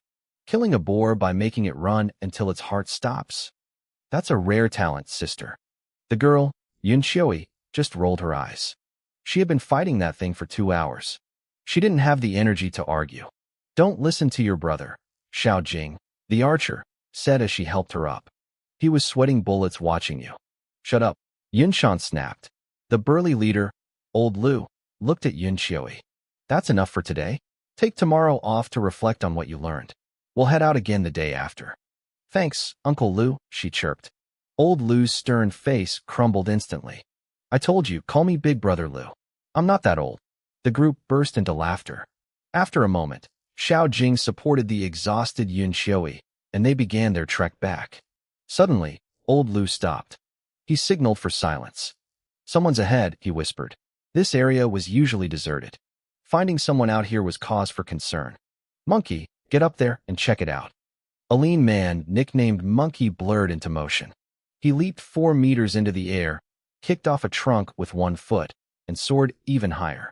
His cloud step technique is almost at the Grandmaster level, Xiao Jing whispered, impressed. I'm only at small success. I'm still at entry level, Yunxiui added. But my myriad trace steps are at small success. Monkey dropped back down a moment later. Captain, it's a kid. Actually, we've seen him before. We have.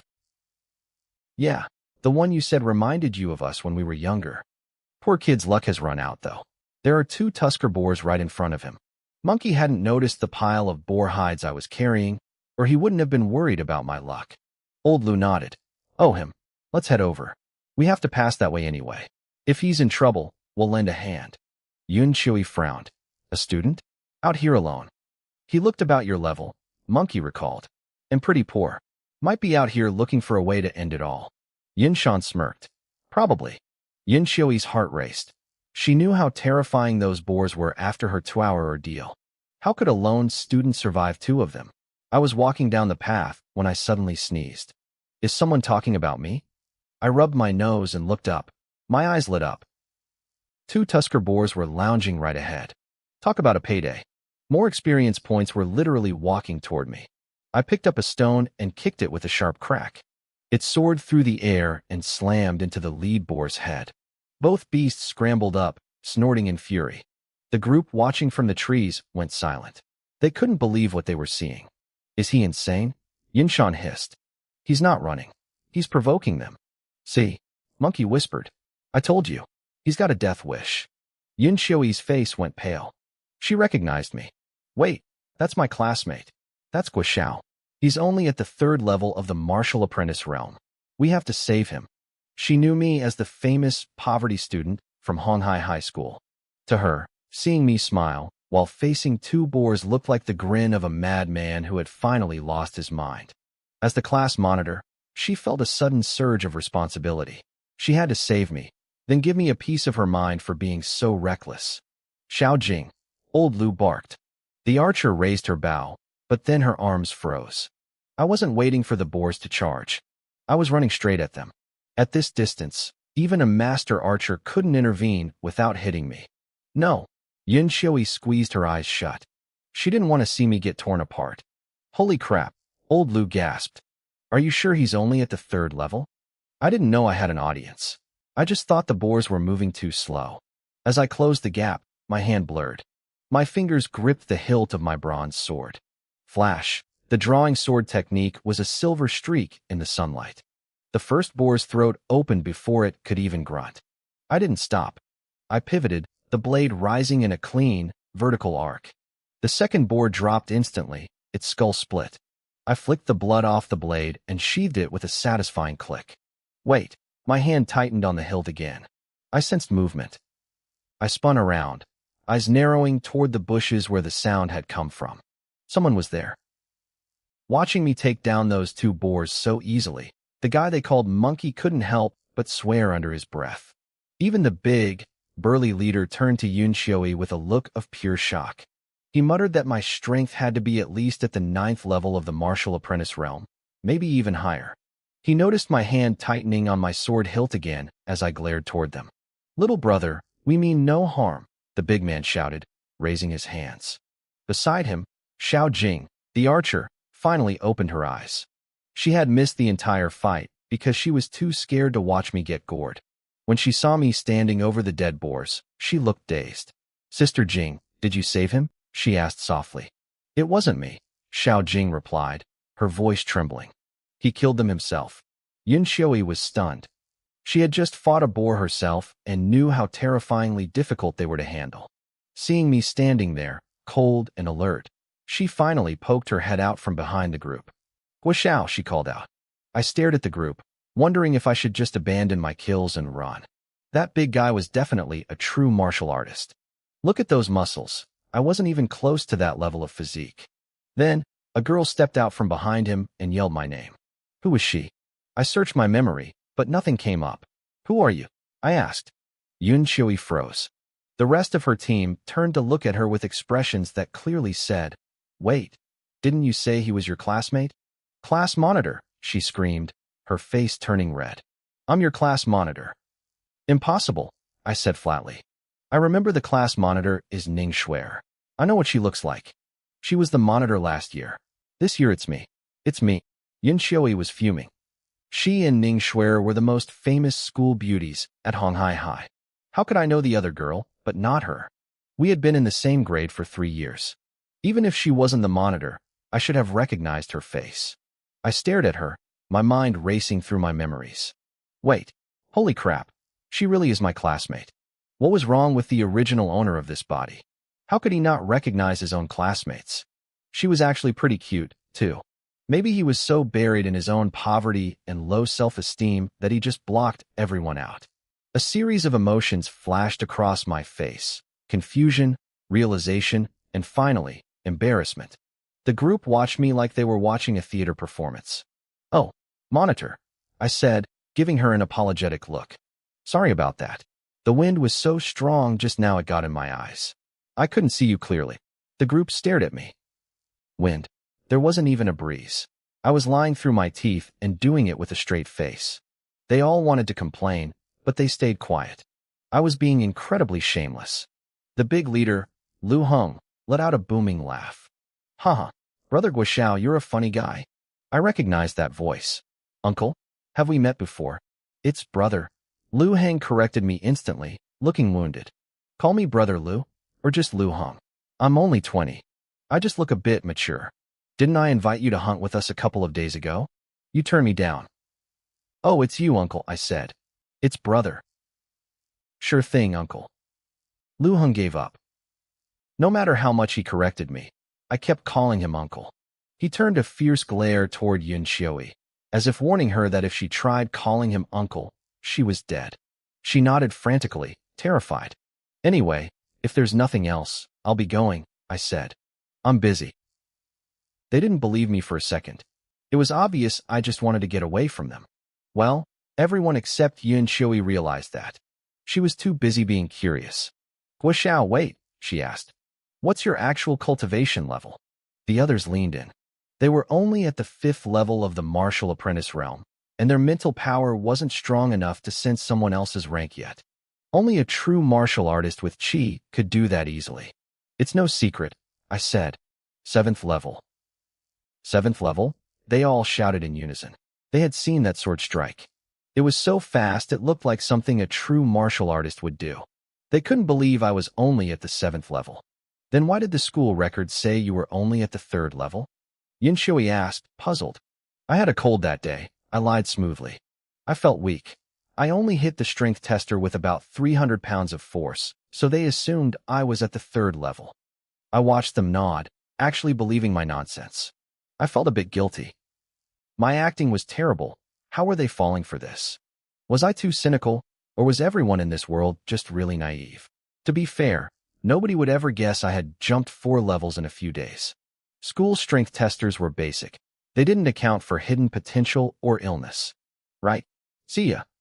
I didn't wait for another question. I grabbed the 2 boars and took off like a shot. The team watched me disappear into the brush, totally speechless. Are we that scary? Lu Heng muttered. Did we frighten him? Yin Xiui, Xiao Jing asked. You didn't bully him at school, did you? Yin Xiui watched me run and asked herself the same thing. She didn't think she'd ever been mean to me. In fact, she was mostly annoyed that a girl as pretty as her didn't even get a second glance from me. Once I was far enough away, I let out a sigh of relief.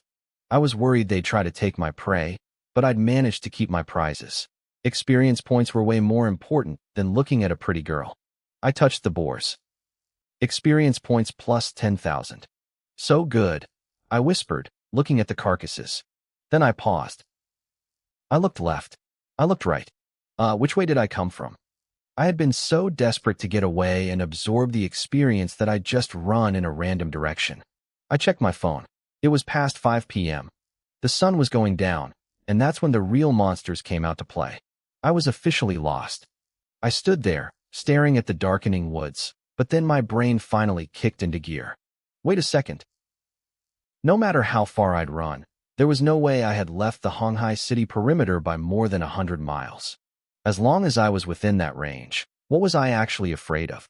The Martial Artist Guild organized a massive sweep every 3 years to clear out monsters within a 100-mile radius of the city. According to my memory, the last cleanup happened just 2 months ago. That meant the monster population was low right now, and most of them were weak. Even if I ran into a level 2 beast that I couldn't beat, I could definitely outrun it. My basic movement technique was already at the great success stage. If I couldn't fight, I'd just bolt. Part of me wished I had a high-level movement manual to make it even easier, but for now, I was just curious how much experience a level 2 monster would give me. I looked around. Not a single soul in sight. Did nobody spend the night outside the city? Were they really that timid? I had hoped to run into a traveler to ask for directions. If the city was close, I'd head home. Sleeping in a bed is always better than the dirt. If it was too far, I'd just find a safe spot to hide. If I got lucky, I might even harvest some more experience points during the night. That's when I saw it. High up in a massive tree nearby, I spotted the faint outline of a hollow. It was partially hidden by thick branches and leaves, but it looked promising. I hoped my eyes weren't playing tricks on me. A tree hole would be the perfect place to hunker down. Nighttime was when monsters were most active. Creatures like the tusk boars usually just lazed around during the day unless you provoked them, but they turned aggressive the moment the sun went down. I approached the tree. The trunk was at least 2 meters wide and towered 20 meters into the sky. The hole was right in the middle, about 10 meters up. Since I hadn't learned any fancy wall-climbing martial arts yet, I had to do it the old-fashioned way. Normally, climbing a trunk this smooth and thick without tools would be impossible. Luckily, there were small notches carved into the wood at regular intervals. Someone had been here before and put a lot of work into making this accessible. I started climbing. By the time I hit the 6-meter mark, I was feeling pretty impressed with whoever carved these grips. A few moments later, I pulled myself onto a thick branch and crawled into the hollow where the branch met the trunk. I looked out, but all I saw was an endless sea of green. I couldn't see Honghai City or even tell which direction it was in. I thought about climbing higher to get a better view, but I quickly killed that idea. It was too dangerous. I turned my attention to the tree hole. It wasn't huge, but it was plenty of space for one person. There was even a bed inside, a flat ledge naturally connected to the trunk. It looked ancient. I ran my hand over the surface, pulling back a finger coated in a thick layer of dust. I took the tusk boar pelts off my back and spread one over the wooden ledge. I sat down and grinned. I was a genius. Luckily, these pelts didn't smell, or this would have been a nightmare. I pulled up my status panel. Name, Guoxiao, Realm, 5th level Martial Apprentice, Stage 7.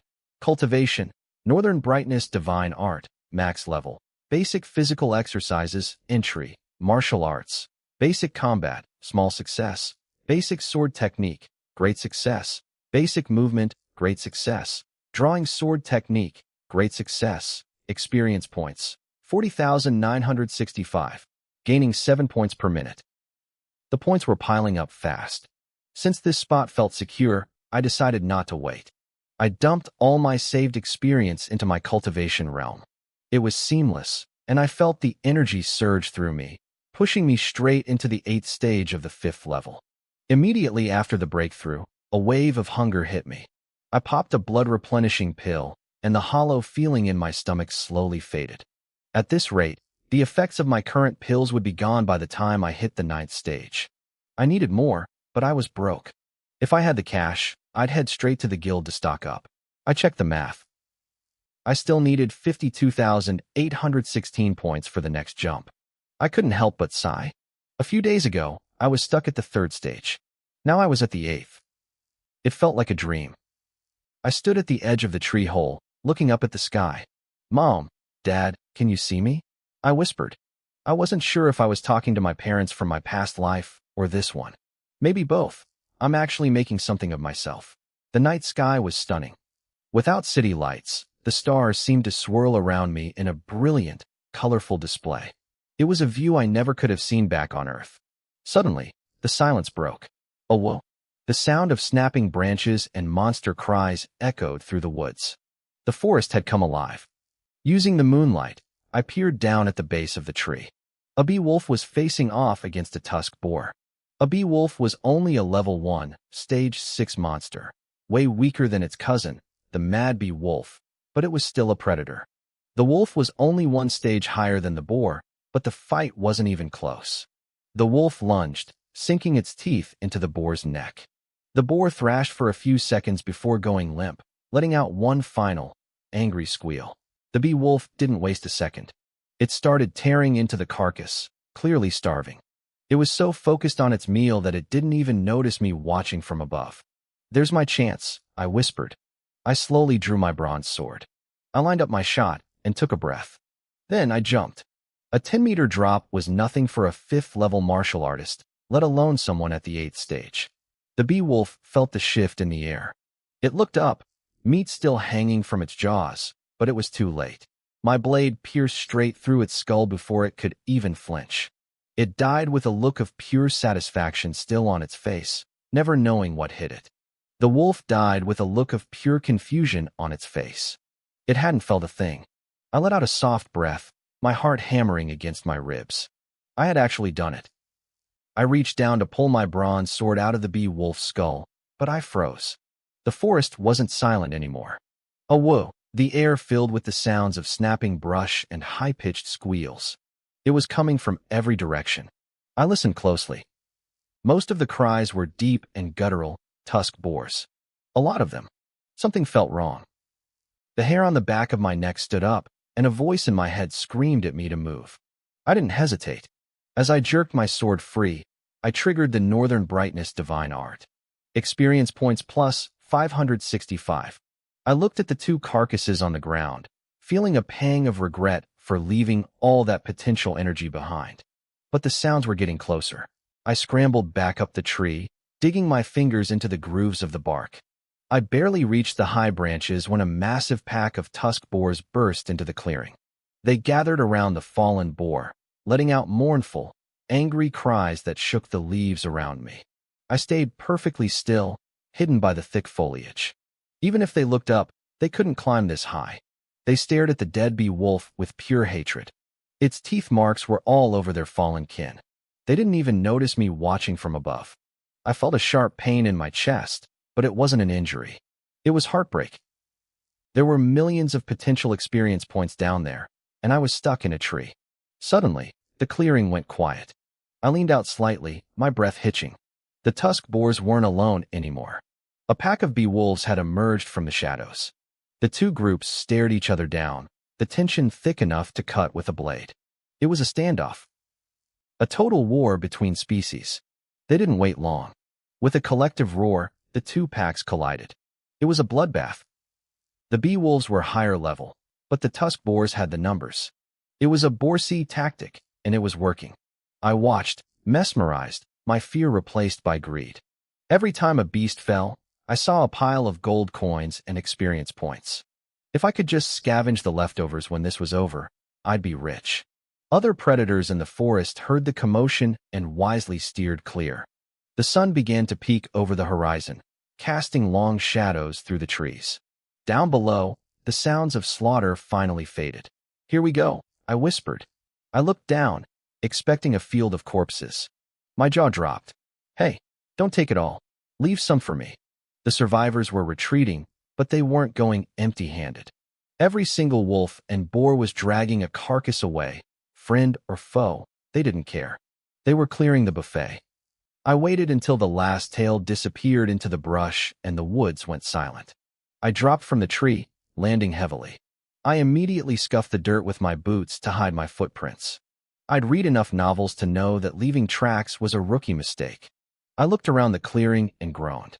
Those greedy bastards had taken every intact body. The jig was up. 2 men stepped out. The leader had a jagged scar running down his face, and his eyes immediately landed on my pile of pelts. A predatory grin spread across his lips. "Quite a haul you've got there, little brother," the scarred man said. "How about your big brother Dao Ba helps you carry that back?" I narrowed my eyes. "Tell the rest of your friends to come out too. I see them." Dao Ba chuckled and clapped his hands. "Sharp eyes, kid. Come on out, boys." 5 more men stepped out of the brush. When they saw the pile of high-grade pelts, their expressions turned to pure greed. One of them stepped forward, brandishing a blade. "Listen, kid. Leave everything valuable, drop your sword, and put your hands behind your head. Do it now, or things get ugly. We're the Tiger Mercenaries," another one sneered. "Be a good boy and follow orders." My stomach dropped. I knew that name. The Tiger Mercenaries were famous in Honghai City, but for all the wrong reasons. They had 3 martial masters and dozens of lower-level fighters. Inside the city, they acted like model citizens because of the Martial Arts Association and the inspectors. But out here in the wild, they were murderers and thieves. Rumor had it they had powerful backers who kept them out of jail. Dao Ba saw the look on my face and laughed. "Ah, so you've heard of us. Good. Leave the gear, and we'll let you live. We're in a good mood today." I knew he was lying. The Tiger Mercenaries never left witnesses. That was how they stayed out of trouble. "Everything?" I asked, my voice trembling slightly. "You want everything?" They grinned, thinking I was terrified. They had no idea who they were dealing with. The men burst out laughing at the same time. Dao Ba saw me trembling and started walking toward me, his guard completely down. He didn't think I was a threat at all. One look at my cheap, worn-out clothes told him everything he needed to know. In his eyes, I was just a poor kid. And if I was poor, there was no way my martial arts level was high. He probably figured I'd just gotten lucky and scavenged those high-grade pelts after some wild beasts fought each other during the night. I watched him get closer, my heart racing, but I didn't move. I wasn't just waiting. I was calculating. His lackeys were still a few paces back. If I moved too early, they might scatter and run. I couldn't let that happen. If even one of them escaped, the Tiger Mercenaries would hunt me down for the rest of my life. I had to pull the tiger's teeth and kill the cubs in one go. They kept coming, grinning like wolves. I lowered my head, letting my shoulders shake to sell the act. Then, I felt them close enough. It was time. I snapped my head up. The fear was gone, replaced by a cold, sharp glare. Dao Ba's smile faltered for a fraction of a second. He realized something was wrong, but he was too slow. Before he could even raise his hand, I lunged. My bronze sword blurred through the air. Drawing sword technique. The blade whistled as it sliced clean through his neck. Dao Ba didn't even have time to feel pain. His head slid off his shoulders, and his body slumped into the dirt. I didn't stop to watch him fall. I was already moving toward the others. The lackeys stood frozen, staring at their headless leader. It was like their brains had short-circuited. I cut down the second man before the first drop of blood even hit the grass. When the warm spray splashed across their faces, the remaining 3 finally snapped out of it. They didn't try to fight. They dropped to their knees, faces pale with terror, begging for their lives. "Which way to Honghai City?" I asked, my voice flat. They scrambled to point in the same direction, thinking their cooperation would buy them mercy. I nodded, memorizing the path. Then, I swung my sword 3 more times. I couldn't afford to be soft. Once the clearing was silent, I dragged the bodies into the thick brush. I had to be fast. It was daylight now, and anyone could be watching from the shadows. If someone saw me and realized I could absorb corpses, the whole world would come after me. I placed my hands on them and activated the system. Experience points plus 12,000. Experience points plus 7,000. I exhaled slowly. Daoba alone gave me over 10,000 points, which meant he was at least at the martial master realm. If I hadn't taken him by surprise, that fight would have been a nightmare. The others were weaker, likely between the 5th and 7th levels of the martial apprentice realm. My spiritual sense wasn't strong enough to gauge their levels beforehand, so I was glad I played it smart. An hour later, I was back in Honghai City, standing at a stall to sell the pelts. The owner, Old Chun, walked up and gave me a massive thumbs up. "Little brother, you've got real skill," he said, looking at the mountain of fur. "The quality is a bit rough, but the sheer quantity is incredible." "Just luck," I replied modestly. Old Chun shook his head, clearly impressed. "Luck is a part of strength, kid. Stay here while I tally this up." It took him and his assistant nearly 30 minutes to count everything. When he finally came back, he handed me a list. Tusked boar pelts for 114,000. Beewolf pelts for 152,000. Total is 266,000 yuan. Let's call it 270,000 even. My heart skipped a beat. 270,000. I hadn't realized the scavenged pile was worth that much. I pushed the list back toward him without looking at it. "I trust your word, Old Chun." There was no point in counting it myself. It was better to show him I trusted him and build a connection. A few seconds later, my phone vibrated in my pocket. The money had arrived. I thanked him and headed straight for the pill stalls. I was still a poor man in the world of martial arts, and I needed to spend this money wisely to grow stronger. I found the shopkeeper I had bought from before. He recognized me instantly, probably because I was the only person crazy enough to pay 10,000 yuan in cold cash. "What are you looking for today, kid?" he asked. "Do you have anything to replenish blood and chi?" He signaled for me to follow him into the actual shop behind the stall. "The stuff out there is for travelers. The real medicine is inside." I felt a surge of hope. Maybe I could finally afford the good stuff. But when I asked for a bottle of blood-increasing chi pills, the shopkeeper looked at me like I was joking. "A whole bottle?" He sighed, shaking his head. "Young man, you won't even find a full bottle of that in the Martial Arts Association here. Honghai is a small city. Anything high-grade has to be pre-ordered from the capital. Besides, a single bottle would cost you at least 2 million yuan. My stomach sank. 2 million. I was still broke after all. "If you're on a budget," he continued, pointing to a glass case, "I'd suggest these. Lower-grade blood replenishing pills, Dinkoan pills, or the 10-ingredient grade supplement. They aren't as powerful, but for your level, the lower-grade blood replenishing pill is the best bang for your buck." The price for the lower-grade blood replenishing pills was steep, 30,000 yuan per pill. The shopkeeper explained that for someone at the 5th level of the martial apprentice realm, a single pill could push me to the 6th level without any discomfort. Of course, the higher my level became, the more pills I'd need to see results. I could have saved money by eating demon beast meat instead, but I used demon beast for experience points, not dinner. Besides, with my terrible cooking skills, I'd rather just swallow a pill and save the time. I hesitated for a moment, looking at my bank balance, then looked up at the shopkeeper. I told him I'd take 9 pills. His eyes lit up instantly. Most people bought these one at a time, so a bulk order of 9 was rare. He looked me up and down, probably wondering if a kid like me actually had the cash. But as soon as the transfer went through, his skepticism vanished, replaced by a massive, fawning smile. He handed over the pills with a flourish. I didn't stick around to chat. I was broke again, and I'd asked all the questions I needed to. It was time to go home and break through to the 9th level. Back in my apartment, I sat on the sofa and stared at the small pills in my hand. They cost the same as the body tempering powder, and I wondered if they were worth it. I popped one into my mouth. The taste was strange, but it was a massive improvement over the bone-strengthening pills. At least these didn't taste like they were rotting. As the pill dissolved, a warm sensation spread through my chest. Within minutes, the medicinal power was fully absorbed. My body felt comfortable and satisfied, like I'd just finished a perfect meal. I couldn't resist. I took another one and pulled up my attribute panel to check my progress. Name: Washao.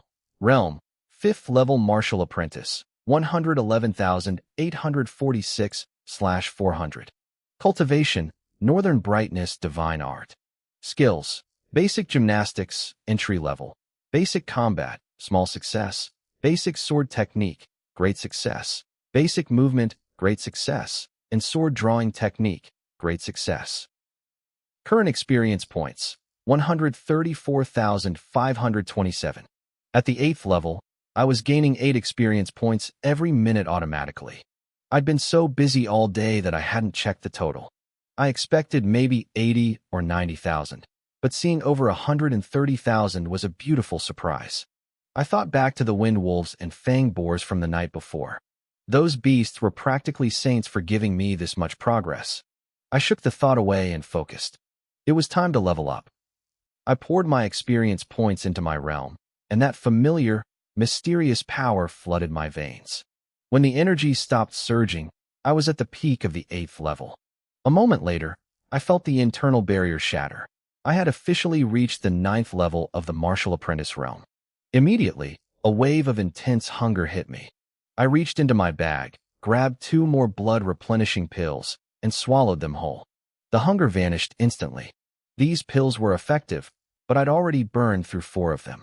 That was 120,000 yuan gone in the blink of an eye. The old saying was true.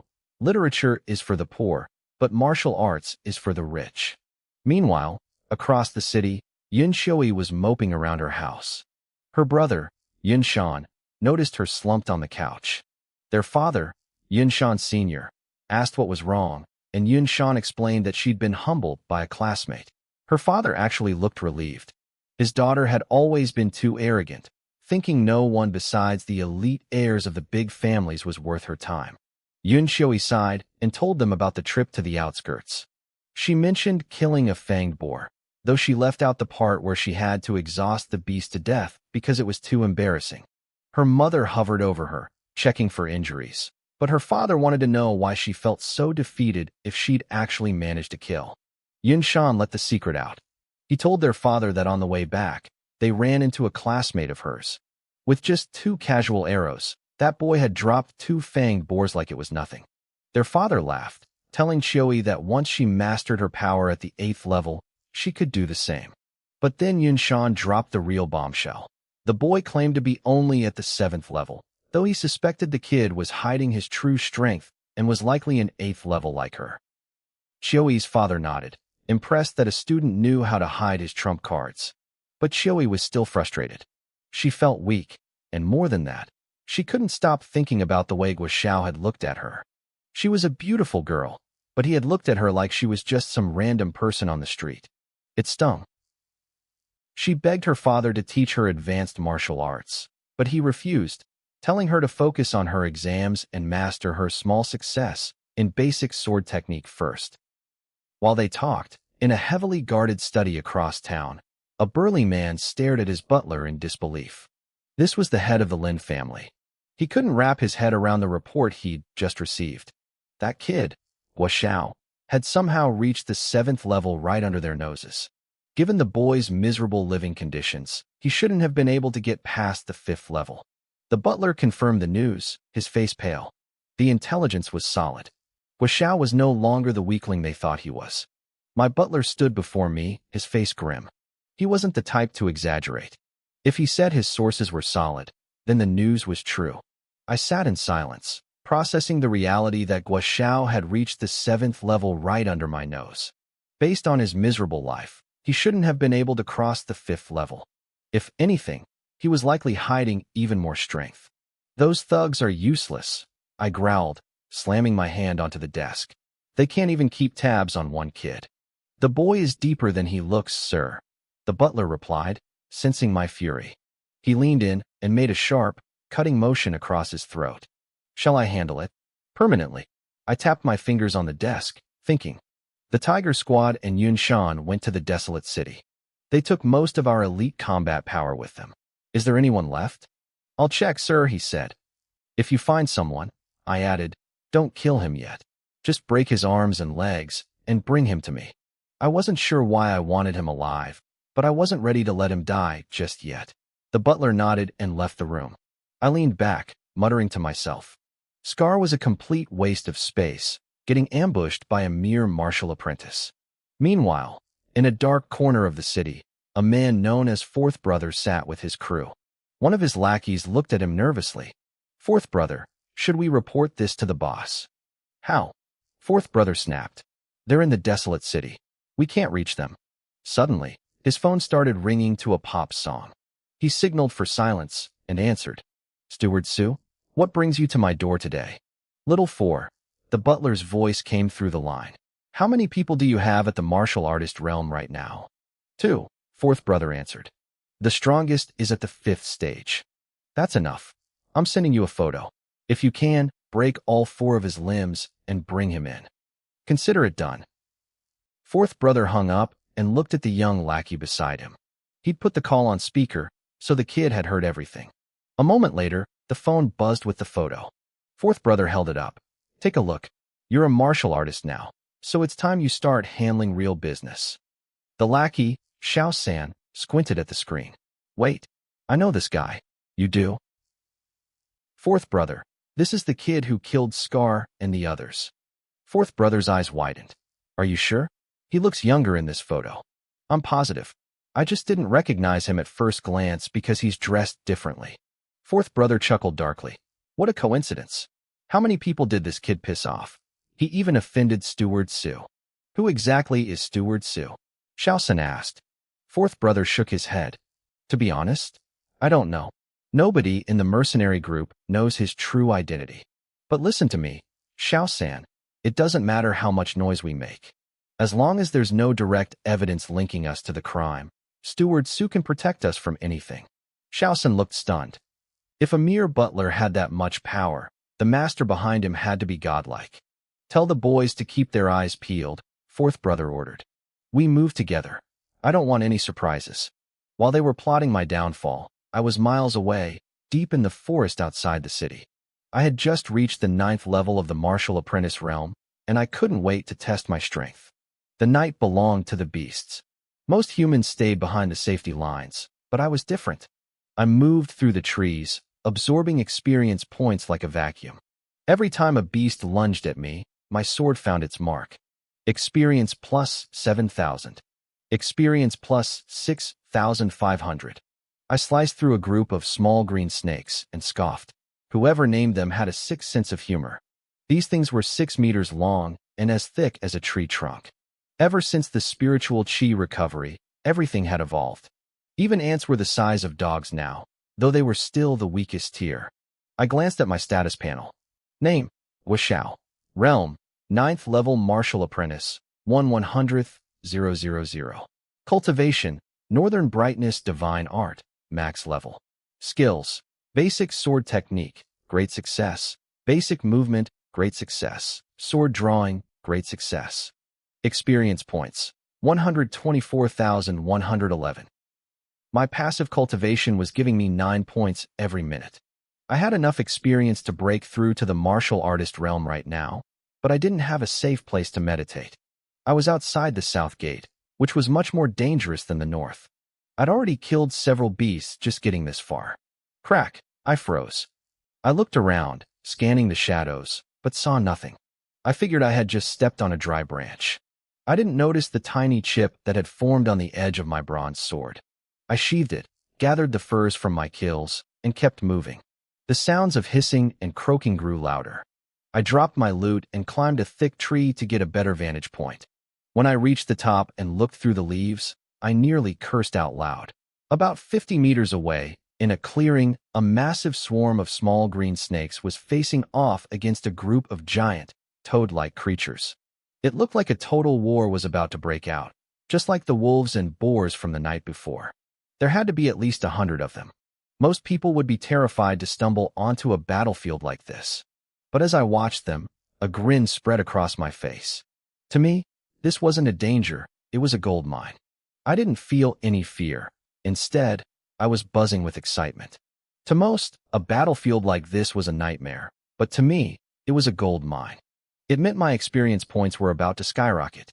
"Come on," I whispered, watching from the branch. "Start fighting already. Why are you just staring at each other?" I cheered them on from my perch, feeling like a spectator at a bloody arena. I wasn't in a hurry to climb down yet. I'd worked hard to get up here, and the view was perfect. If this tree were just a little thicker, I would have considered breaking through to the martial artist realm right then and there. The massacre lasted through the night. As the first light of dawn began to creep over the horizon, the chaos finally wound down. Only about 10 creatures were left standing, exhausted and wounded. It was time. I had to move fast before the sun came up and the actual martial artists started arriving to claim the area. The thought of all those experience points cleared the sleepiness right out of my head. I leaped from the tree, landing heavily and leaving 2 deep footprints in the dirt. Usually, I'd take the time to cover my tracks, but I was too impatient now. I sprinted toward the battlefield.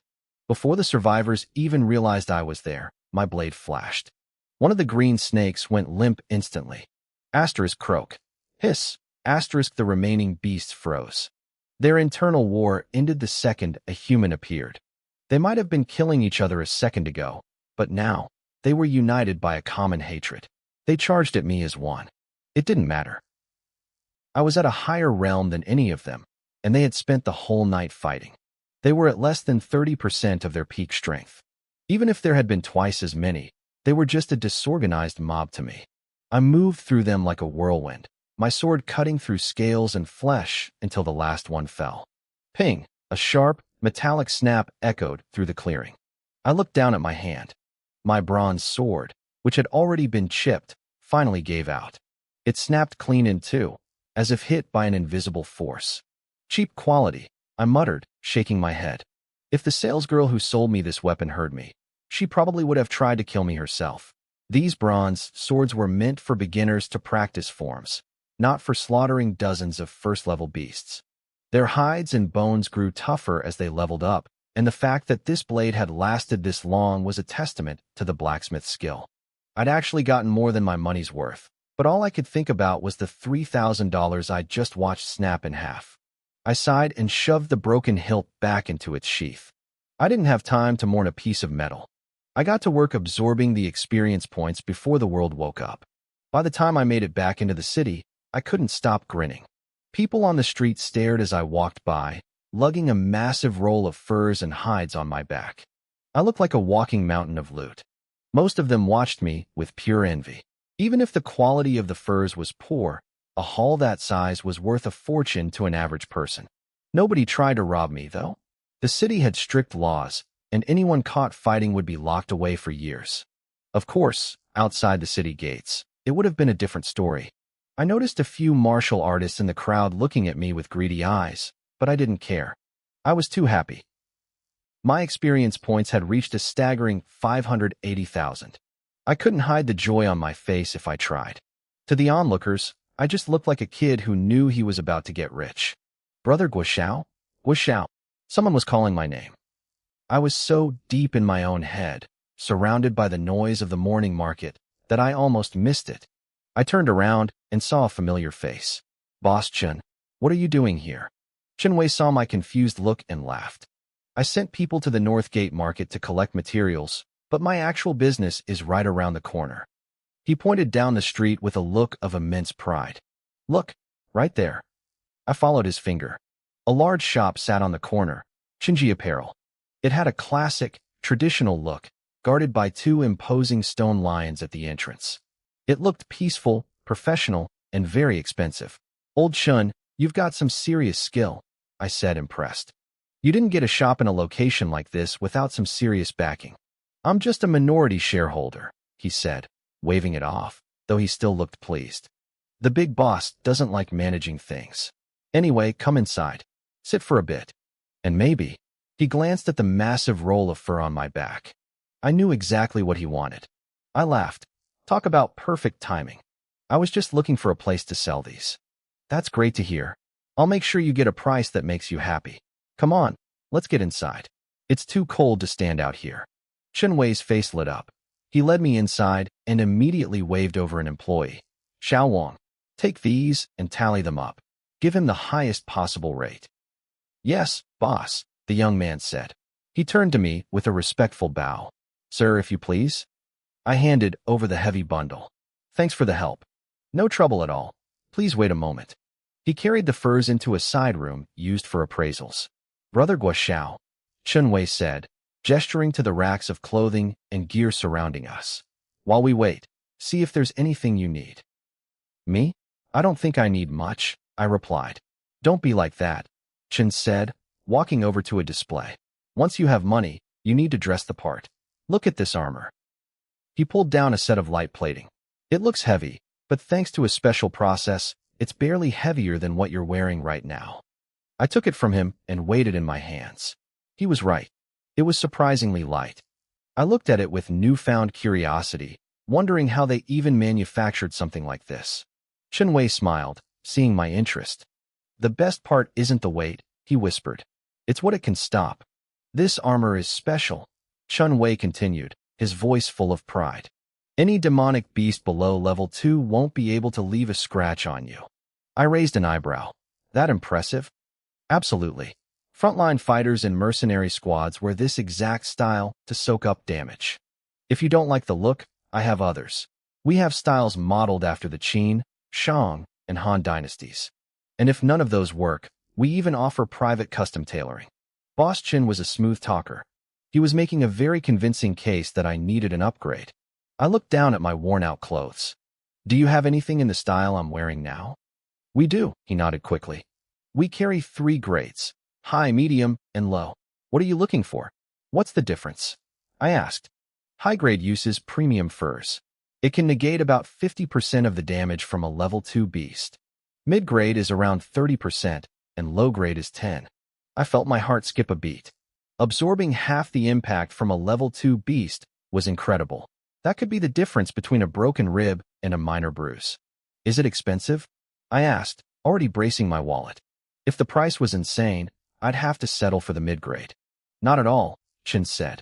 Since it's not a full plate armor set, even the high-grade version is only 50,000 yuan. I didn't hesitate. Fine, give me 2 sets. We spent the rest of the morning getting me fitted. By the time I walked out of Chen's clothing, the sun was high in the sky. I was wearing one of the new outfits, and I had to admit, the quality was night and day. It was comfortable, flexible, and felt sturdy. It was money well spent. I didn't head home yet. I had one more stop, the weapon shop. My 3,000 yuan bronze sword had shattered in my last fight. Going into the exams without a weapon would be suicide. Oh, it's you again, a girl in a staff uniform said as I walked in. What are you looking for this time? She didn't remember me because of my looks. She remembered me because of how much I had winced and groaned when I paid for that cheap bronze sword last time. I must have looked incredibly pathetic. I remember you had a 90-chain Longquan sword, I said. Is it still here? The last 90 chains sold this morning, she said, checking her records. She paused, looking at me more closely. We don't have any 90 chains left, but we do have a 101-chain Longquan sword.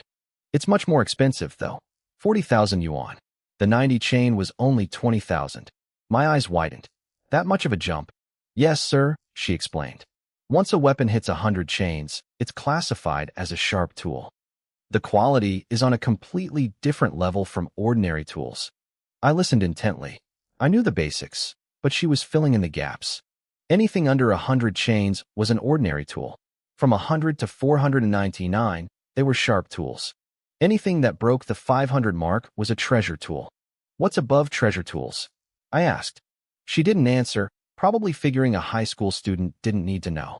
Would you like to see the 101-chain sword? Lead the way, I said. As I followed her, I thought about the tiers. Ordinary, sharp, treasure. Based on the novels I used to read, the next ones were probably famous tools and god tools. Sir. Here it is. I snapped out of my thoughts. Sorry, I was distracted. This is the 101-chain blade. Please, feel the weight. I gripped the hilt and slowly drew the sword. The patterns on the steel were unique, flowing like natural art across the blade. The balance was perfect. It felt nothing like that clunky bronze piece I'd used before. 40,000, I asked. Correct, sir. I'll take it. Wow, a shrill, mocking voice cut through the air behind me. Isn't this my classmate Guoxiao? Since when did you learn to talk so big? I frowned. I knew that voice. I turned around and saw Yang Wei. Yang Wei, I muttered. What? You don't recognize your big brother after a few days? He sneered. Yang Wei was one of those people you just can't forget, no matter how hard you try. His talent was mediocre at best, but his family had pumped him full of resources to get him to the 5th level of the martial apprentice realm. In a prestigious school like Honghai 7th, that was barely a passing grade. He spent most of his time acting like a servant for a guy named Lin Kai. He was the definition of a small-time bully. Back when everyone thought I was stuck at the 3rd level, he never missed a chance to mock me. He was easily one of the people I hated most. Yang Wei ignored me and turned to the salesgirl, his eyes scanning her up and down. Hey beautiful, don't waste your breath on this loser. He's a pauper. He doesn't have 40,000 yuan. I'll take the sword instead. Are you free tonight? He struck a cool pose and winked. The girl's eyes flashed with a split second of pure disgust. She clearly wasn't interested in his act. I'm sorry, she said coldly. This gentleman has already claimed the weapon. If he can't pay, then you're welcome to it. Yang Wei laughed, unfazed by the rejection. Beautiful, look at him. His whole outfit probably cost less than 100 yuan. You really think he has the cash? He didn't realize that while I was wearing a similar style to my old clothes, the quality was obvious to anyone who knew gear. The girl, however, wasn't blind. She knew my new outfit was made of high-grade beast fur. It cost at least 60,000 yuan on its own. Yang Wei, I said, my voice heavy. What? He snapped. Did you forget to take your medicine today? He blinked, confused by the shift in my tone. I took it. What? Then why are you acting like a lunatic? Whether I can afford it or not is none of your business. The salesgirl let out a muffled snort, trying to hide her laughter. Yang Wei's face turned bright red as he realized I'd just called him crazy to his face. You.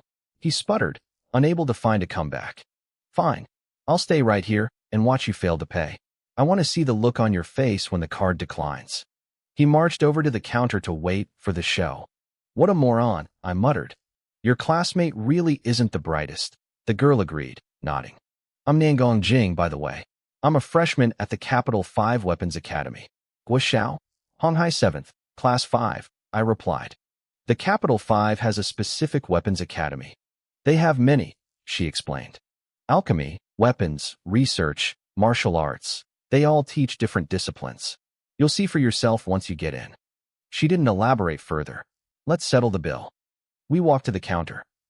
Yang Wei was hovering nearby, eyes glued to the terminal. The shopkeeper looked at the sword and barked out the price. 101 chain Longquan sword. 40,000 yuan. Bank transfer, I said calmly. I tapped my phone. The machine beeped. Transaction successful. Yang Wei stood there, frozen. His jaw practically hit the floor. Everyone at school knew Guoxiao was dirt poor. In his mind, I shouldn't have been able to afford a 40 yuan meal, let alone a 40,000 yuan sword. He looked like he'd just seen a ghost. I turned to Yang Wei, who was still standing there like a statue. I couldn't resist a little parting shot. So, Yang Wei, I said, my voice dripping with feigned curiosity. Do I still look like I'm broke to you? He didn't answer. He just stood there in a stunned silence, his face turning a deep, bruised shade of purple. He had come here to watch me get humiliated, but instead, he'd been slapped in the face by reality. Without a single word, he turned on his heel and stormed out of the shop, his ego clearly bruised beyond repair. I turned back to the counter. By the way, boss, do you buy scrap metal? I pulled out the shattered remnants of my old bronze sword and set them on the glass. The shopkeeper didn't even look up. We don't take trash, he grunted. You just spent 40,000. Why do you care about a broken piece of bronze? It's not worth the cost to remelt it. It's garbage. I frowned. Garbage? It's still a sword. Well, half of one.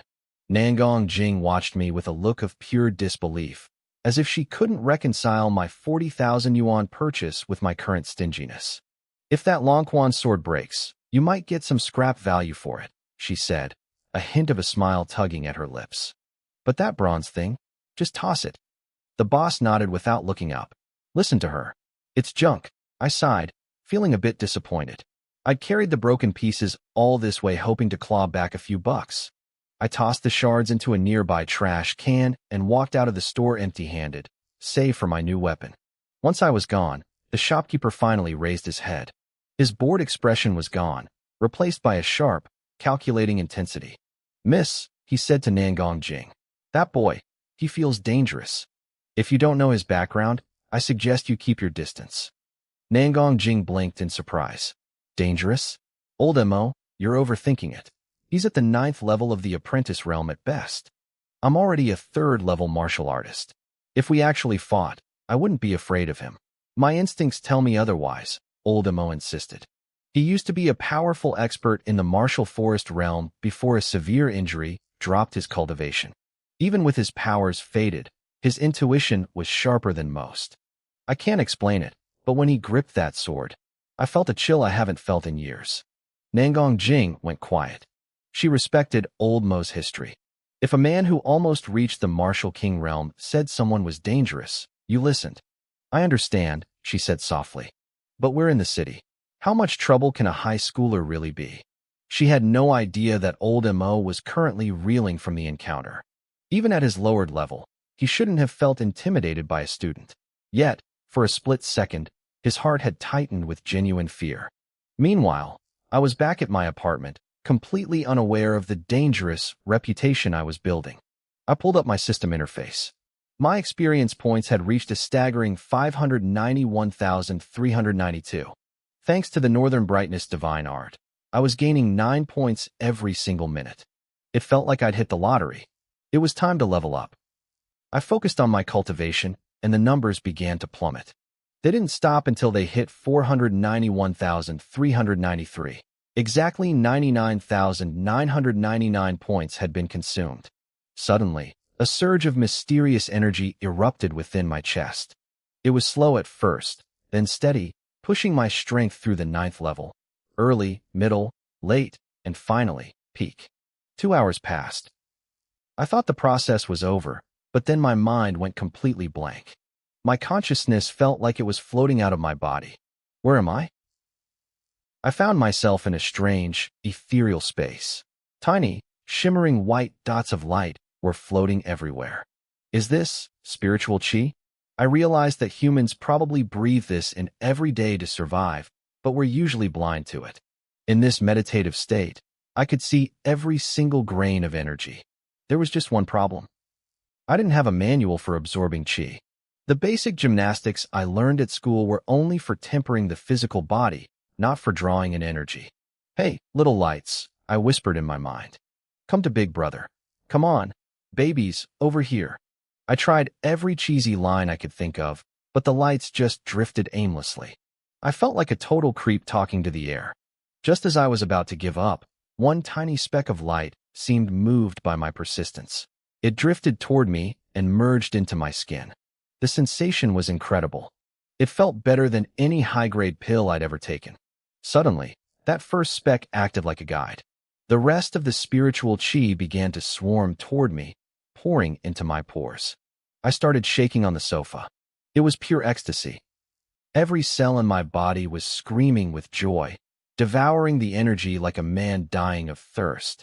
I felt like I was flying through the clouds. As the chi saturated my muscles, my skin began to itch. Black, oily impurities started oozing out of my pores, accompanied by a horrific stench, but I was too deep in the trance to notice. I stayed in that state until the next morning. When I finally opened my eyes, I was officially a first-level martial artist. I let out a long, satisfied groan and stretched. My bones popped and cracked like fireworks. Man, that feels good, I muttered. Then, the smell hit me. Wait, is the neighbor eating rotten trash?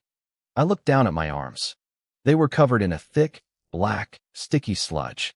I lifted my sleeve to my nose and immediately started gagging.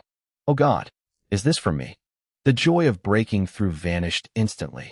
I scrambled into the bathroom, tearing off my clothes and scrubbing my skin until it was raw. 2 hours later, I emerged, holding my 5,000 yuan outfit in a plastic bag at arm's length. It smelled like a chemical spill in a sewer. Even though I'd paid a fortune for those clothes, I couldn't bring myself to wash them. They were a biohazard now. Why didn't the teacher warn me about this? I grumbled, tossing the expensive trash into the bin outside. Breaking through to the martial artist realm is disgusting. I couldn't believe it. I'd spent 50,000 yuan on those clothes, wore them for exactly one day, and now they were trash. If I had known breaking through was this messy, I would have locked myself in the bathroom first. My teacher, Su Qing, probably had no idea this would happen. She couldn't be blamed. In the last 100 years, no high school student had ever reached the martial artist realm before graduation. The record was the peak of the 9th level apprentice. Most students didn't hit this stage until they were well into their time at the Big Five universities. Because of that, teachers didn't even bother teaching us about the cleansing process. They saved that lecture for college. I walked back into my living room, and the stench hit me like a physical wall. It was nauseating.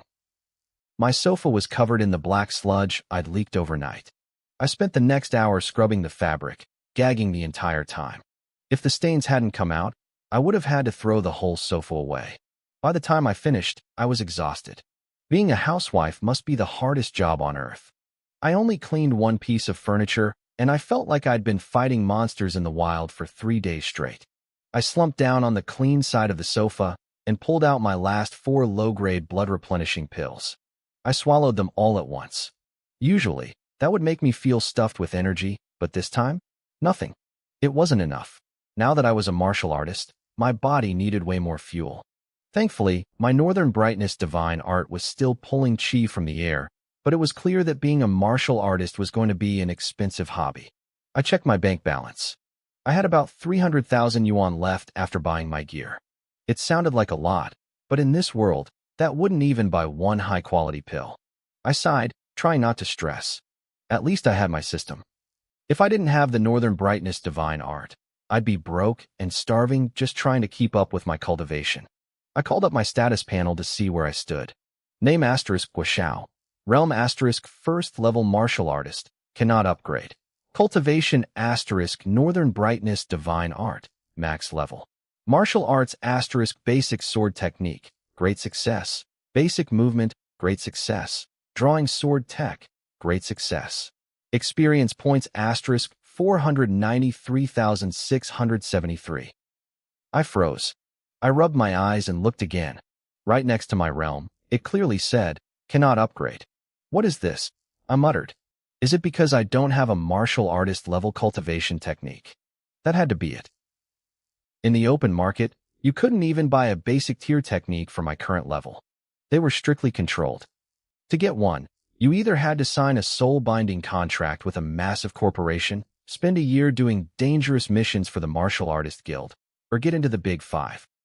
Even the worst of the top universities gave their students a free manual upon entry. Actually, maybe this was a blessing in disguise. If I leveled up too fast, people would get suspicious.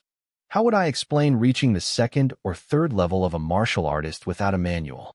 I was a poor orphan with nothing but a house. I couldn't exactly claim I found a legendary scroll on the sidewalk. Since I couldn't level up my realm, I decided to dump my points into my skills.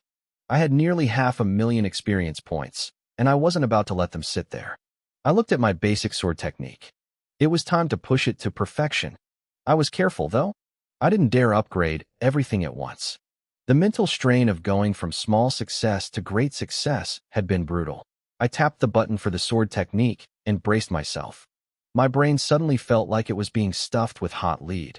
Information flooded my mind, expanding until I thought my skull might actually crack open. I gritted my teeth, holding onto consciousness by a thread. Finally, the pressure faded, and my mind drifted into that familiar, mysterious void. But this time, it was different. Usually, the figure practicing the sword in this space was blurry, like a low-resolution video or a censored image. Now, the mosaic was disappearing. I watched, mesmerized. Thousands of blurry figures were practicing all around me, but they began to merge. They spun faster and faster, shrinking in number until only one figure remained standing directly in front of me. I gasped. The figure was me. He wore the same clothes. He had the same face. He looked sharp, focused, and incredibly cool. I'd always suspected the figure in the fog was me, but seeing it clearly was something else. I didn't even feel shocked. I just felt a strange sense of pride. I stepped forward to get a better look, but the other me began to fade away. As he vanished, a sword remained, stabbed firmly into the ground. I recognized it instantly. It was the Longquan sword I'd just bought. I didn't understand why I was still in this space, but I walked over and gripped the hilt. The moment my fingers closed around the cold metal, a feeling I couldn't describe washed over me. It was as if the sword wasn't a tool anymore. It was an extension of my own arm. The sword suddenly felt alive in my hand. Before I could even process what was happening, the world around me flickered like a glitching screen. My consciousness was yanked out of that mysterious space and slammed back into my own body. I opened my eyes to the familiar sight of my messy apartment. I was back. What the hell was that? I muttered, my heart racing. I couldn't shake the sensation from the void. When I gripped that Longquan sword, it didn't feel like cold steel. It felt like it had a pulse, a heartbeat, like it was trying to whisper a secret directly into my soul. My eyes darted to the side, landing on the physical sword I'd bought. Without thinking, I reached out and grabbed it. The blade was 105 centimeters long, 0.9 centimeters thick, and weighed exactly 2.3 kilograms. The moment my fingers wrapped around the hilt, a flood of information surged into my brain. I knew every detail of this weapon, its balance point, its structural integrity, everything. I was stunned. I knew this sword was made of 101-layer Damascus steel because the shopkeeper told me, but I'd never measured the width or the weight. Now, it was like the sword had no secrets from me. It didn't even feel like I was holding an object. It felt like an extension of my own arm. If I had the thought to strike, the sword was already there. Is the perfection stage of basic sword technique really this powerful? I wondered. I didn't realize it yet, but most martial artists only reach perfection after years of brutal combat and deep philosophical realization. They have to see the world and bleed for their craft to truly understand the soul of the blade. But because of my system panel, I'd bypassed all those decades of struggle. I had achieved in my teens what most people couldn't finish in a lifetime. If hard work alone was enough, the world wouldn't be plagued by demonic beasts. Am I actually a genius? I whispered. I couldn't find any other explanation. I must have been a hidden sword-fighting prodigy all along, and I just never knew it. I pulled up my system panel to check my progress. Basic sword technique. Perfection 0/0. I frowned. I'd been hoping to dump more experience points into it to reach the next level, but the progress bar was gone. There had to be a realm above perfection, right? Why wasn't there a requirement? Maybe there are conditions I don't know about yet. I sighed. I guess I'm just not educated enough. I realized then how much I lacked in actual martial theory. I was strong, but I was ignorant. Forget it, I muttered, rubbing my eyes. Sleep first. I'll break through with my movement technique when I wake up. The moment my head hit the sofa, I was out. Processing all that information from the perfection stage and spending so much time in the mysterious void had pushed my mental state to the absolute limit. The only reason I'd stayed awake this long was the sheer adrenaline of the breakthrough. Now that the excitement was fading, the exhaustion hit me like a freight train. Outside, in a small restaurant not far from my apartment, a group of thugs sat huddled around a table. Their eyes were glued to my front door. They looked miserable, tired, and incredibly annoyed. Fourth brother, one of them whispered, his voice cracking with impatience. It's been almost 10 days. That kid hasn't stepped a foot outside. Can't we just break in? The man called fourth brother glared at him, then jerked his chin toward the street. A group of police officers in crisp uniforms was patrolling the sidewalk. You want to spend the next few years in a cell? Fourth brother snapped. Look at the heat out there.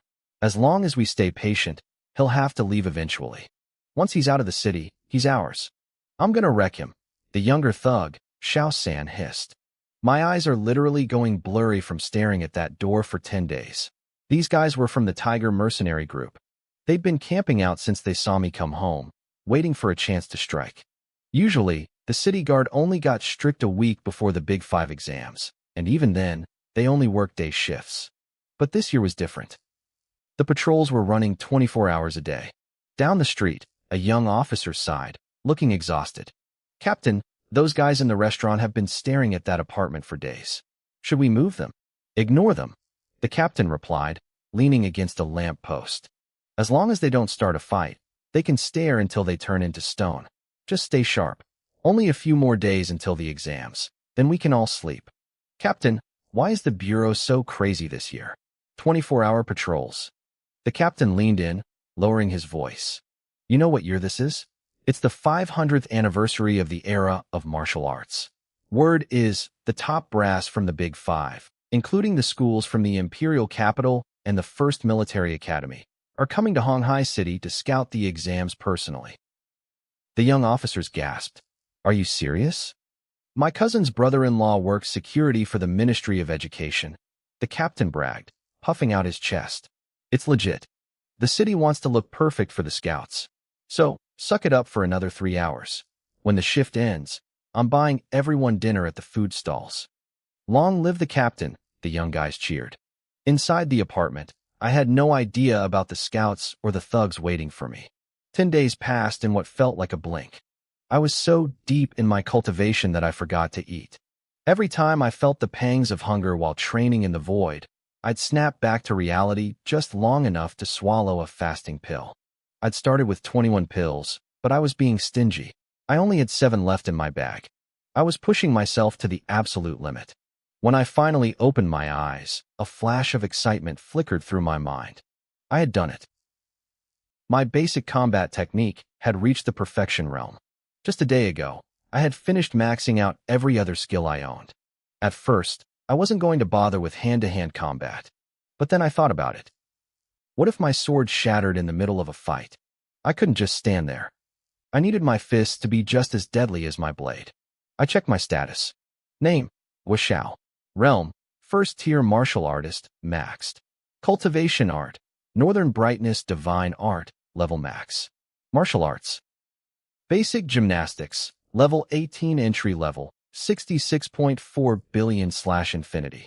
Basic combat, perfection 0/0. Basic sword, perfection 0/0. Basic movement, perfection 0/0. Sword drawing art, perfection 0/0.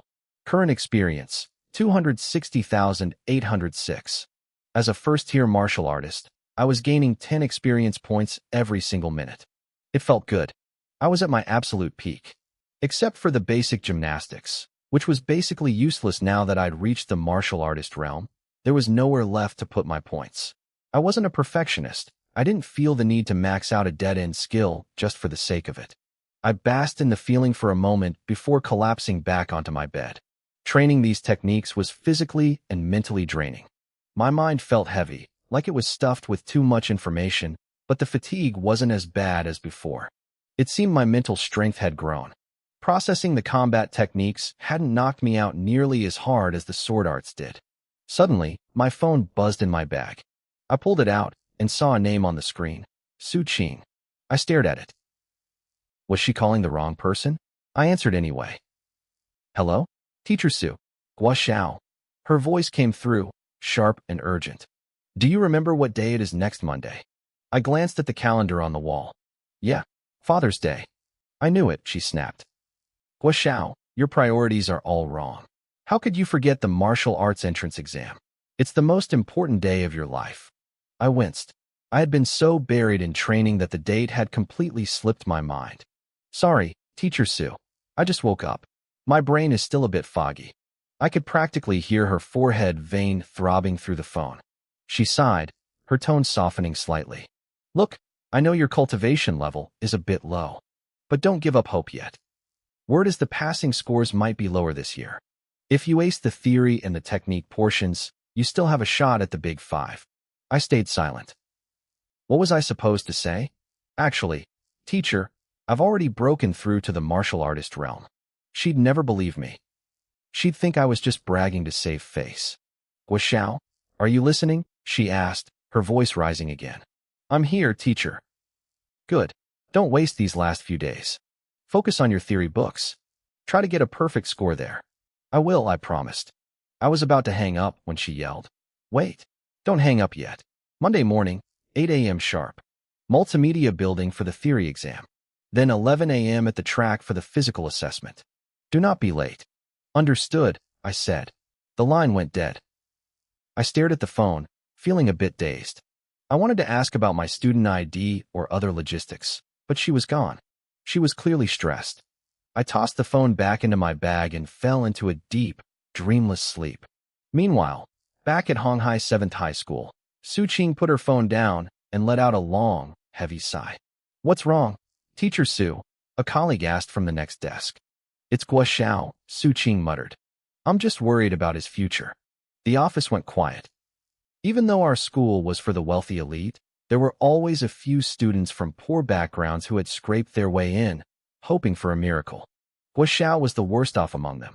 I have a student named Lin Run, another teacher sighed. Still stuck at the 4th level of the martial apprentice realm. He probably won't even hit the 5th level before the exam. Mine too. The room filled with the sound of frustrated teachers. In this era, the martial arts exam was the only way for a kid from the streets to change their life. It was the simplest path to success, but simple didn't mean easy. It was a brutal, unforgiving climb. The next morning, I woke up and stretched. My joints popped like firecrackers. I checked the time. I had only slept for one night. My mental recovery was definitely getting faster. Usually, after a major breakthrough, I was out for at least 2 days. I had 5 days left. I couldn't just sit around. I needed more experience points. If I could stockpile enough, I could instantly level up whatever new techniques I learned once I got into a university. I packed my gear and headed for the city gates. Outside, in a shadowed alley near my apartment, a man named Xiao Si was sweating as he spoke into his phone. Butler Su, I'm sorry. The kid hasn't left his apartment in 10 days. We can't just break in. With the exams coming up, the police patrols are everywhere. If we kick down a door now, we're finished. He's just a martial apprentice, the voice on the other end said coldly. Find a way. Butler Su went silent on the other end of the line. As the mayor's right-hand man, he knew how these street thugs operated. They were cowards by nature. They weren't going to risk a heavy police crackdown just to kick in a door.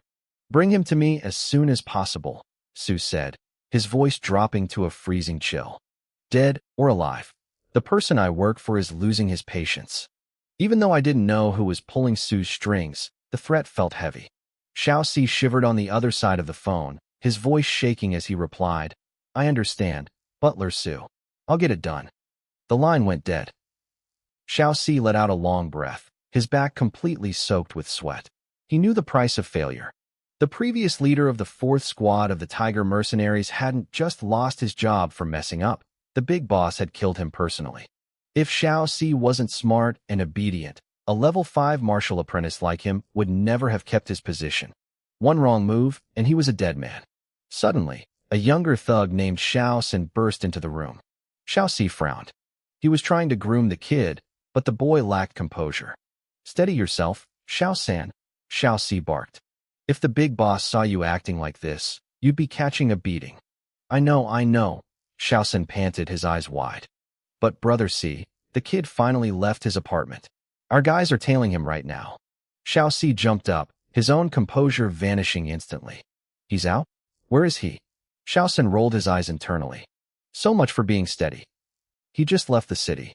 He's headed for the wilderness. Heaven is on our side. Xiao Si grinned. He had been stressing over how to snatch me from my apartment, and now I was walking straight into a trap. It was like a gift from God. They quickly contacted the scout, who was following me. Xiao Sin grabbed the phone from the scout's hand as soon as they met up. Where is he? He left the city half an hour ago, the scout muttered, looking down. I'm only at the 3rd level of the martial apprentice realm. I didn't dare follow him into the wild. I lost him.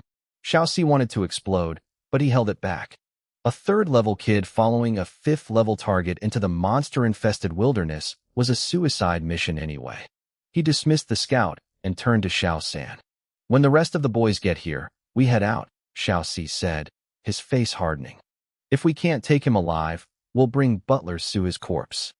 Xiao San stopped joking around. He saw the look in Xiao Si's eyes and realized how high the stakes were. He remembered the previous squad leader's execution. He didn't want to be next. Meanwhile, I was miles away, staring at the bodies of 11 wind wolves scattered around me. I felt a surge of pride. I had faced groups of beasts before, but this was different.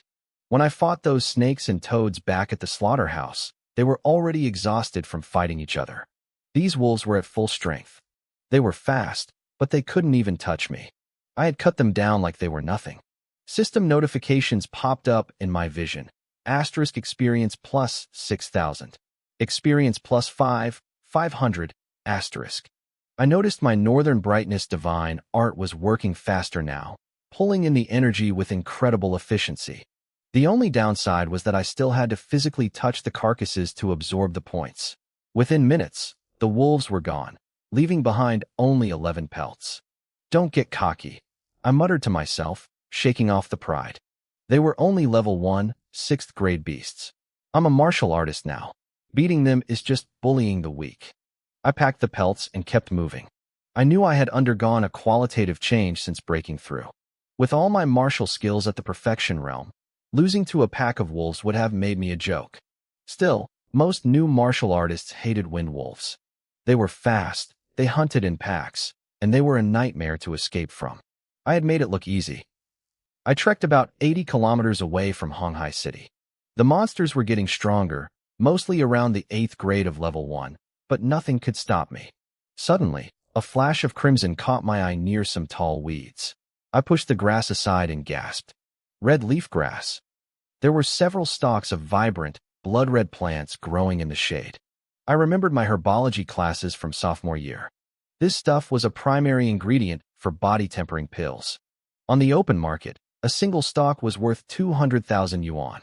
My old teacher used to joke that if we were brave enough to risk our lives outside the walls, we could strike it rich with just one find. Back then, the old Guo had dreamed of finding some to fund his training, but he was too terrified of the beasts to ever try. I smiled, feeling like I was fulfilling a ghost's dream. I reached out and touched the plants. Experience plus 10,000. 10,000 points from a plant. My heart nearly stopped. This was a gold mine. I really didn't expect it.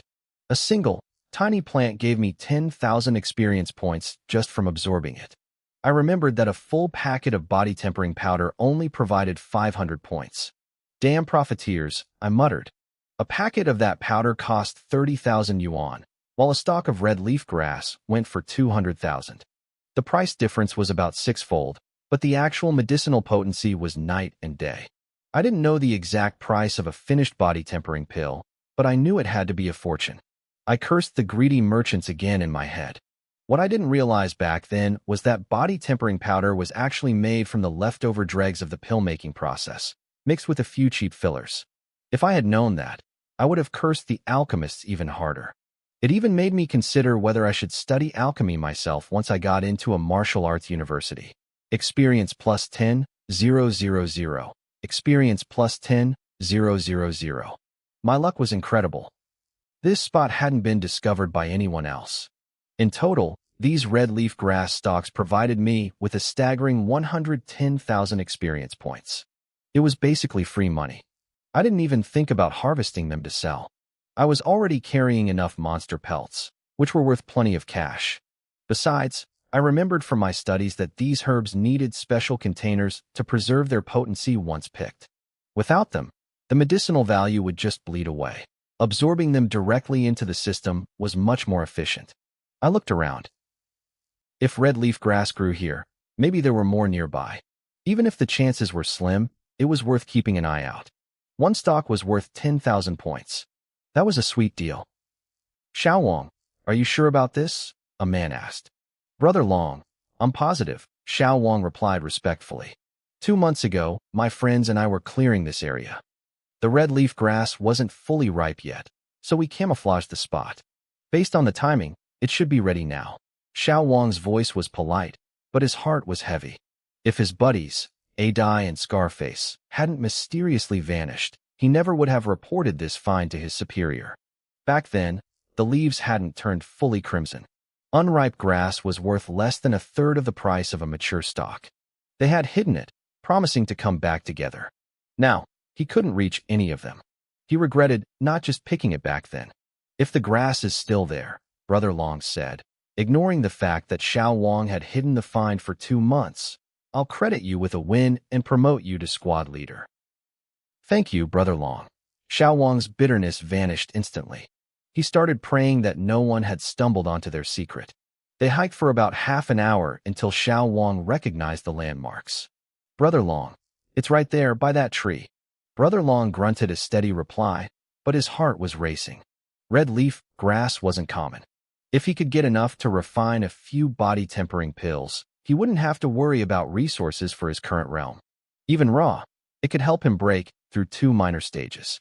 He had been stuck at the 5th level of the martial artist realm for far too long simply because he was too poor to buy supplies. As they got closer, Xiao Wang grew more anxious. His promotion depended on this. The next second, their hopes shattered. They pushed aside the weeds, but the ground was empty. There was nothing but common grass. "Brother Long, it's gone. Someone took it," Xiao Wang said, his voice dropping. Brother Long didn't say a word. He knelt down, brushing the dirt with his fingers. If I had been there, I would have been shocked. He was touching the exact spot where I had just stood. He looked at the small, unsealed holes in the dirt. The soil is still damp. These were pulled about an hour ago. His eyes sharpened. He counted 11 small pits, all roughly the same size. That meant there had been at least 11 stalks.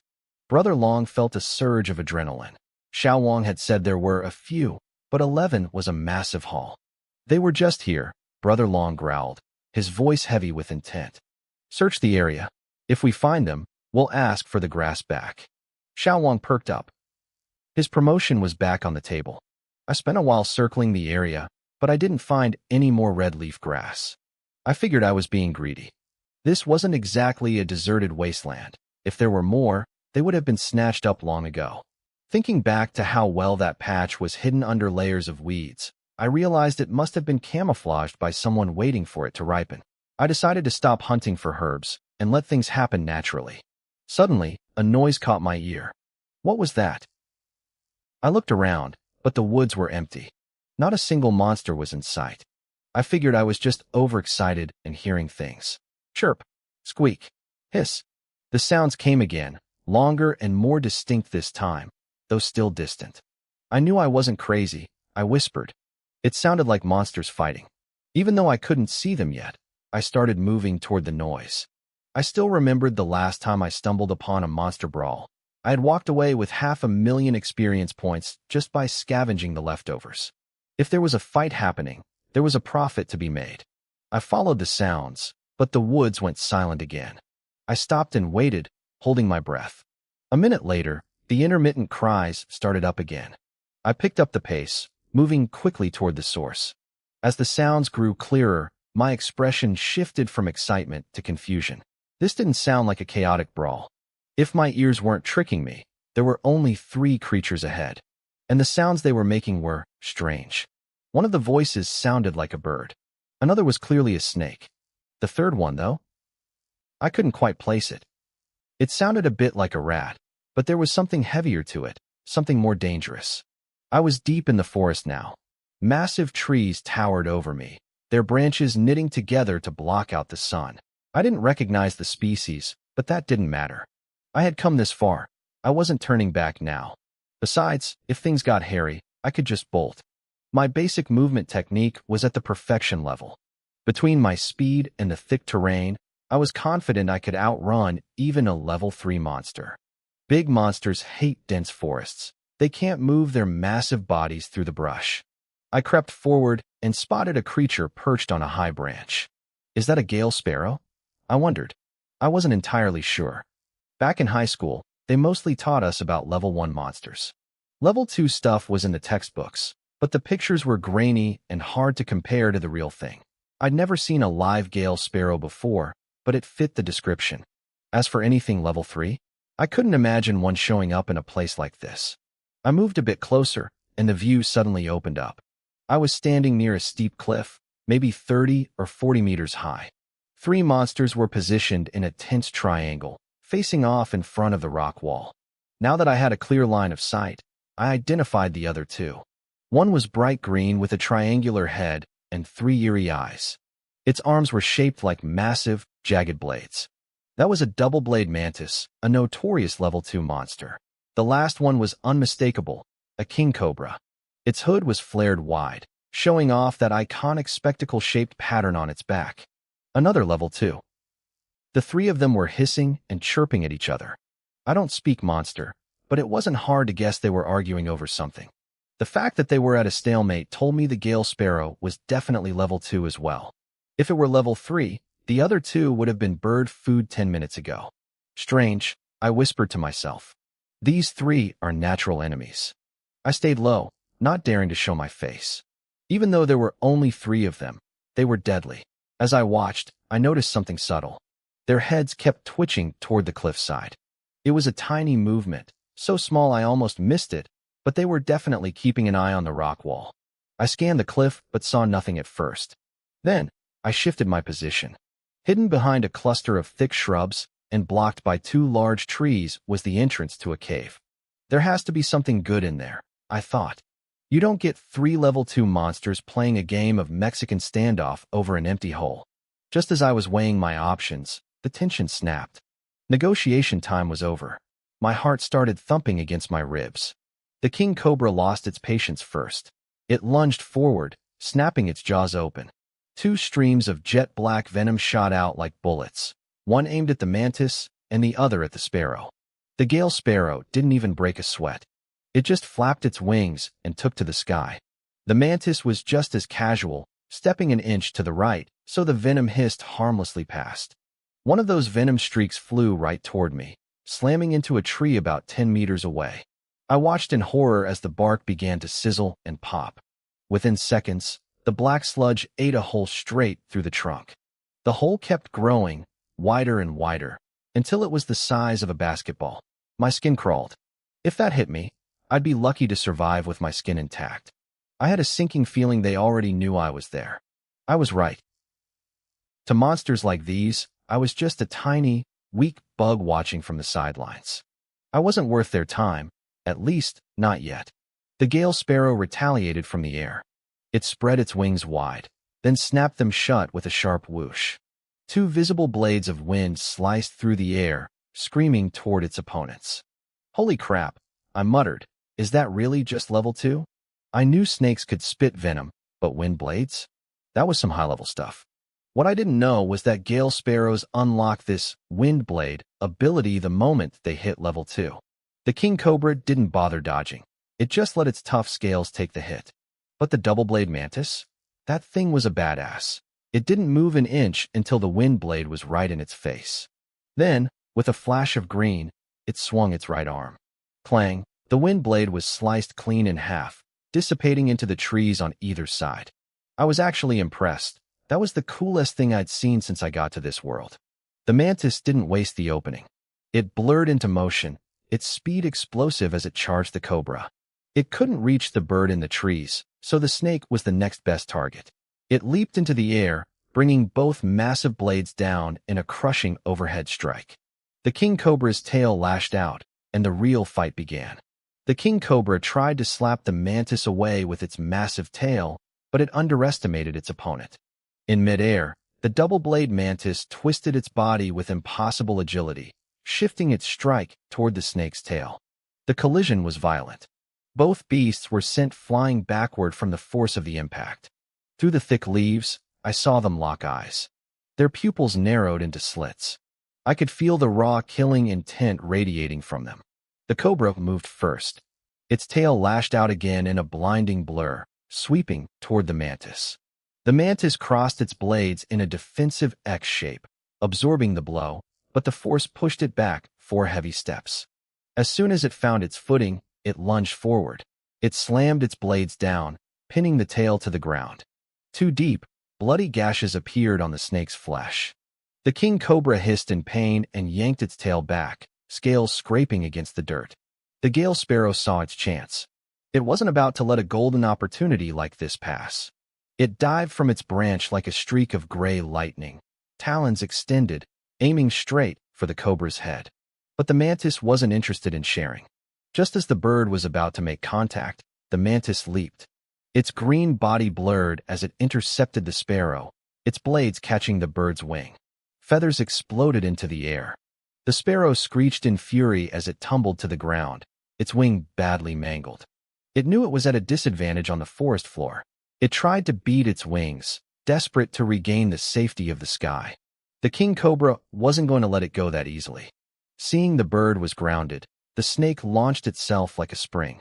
It caught the sparrow mid-air, coiling its thick, muscular body around the bird in a suffocating grip. The sparrow fought back like a demon. It pecked frantically at the snake's body, its sharp beak tearing through scales. Blood sprayed everywhere. I watched as scales popped off the snake's skin, leaving gaping red holes. The cobra didn't let go. It squeezed harder. Asterisk crack. Crack. Asterisk. Even from my hiding spot, I heard the sound of the sparrow's bones snapping.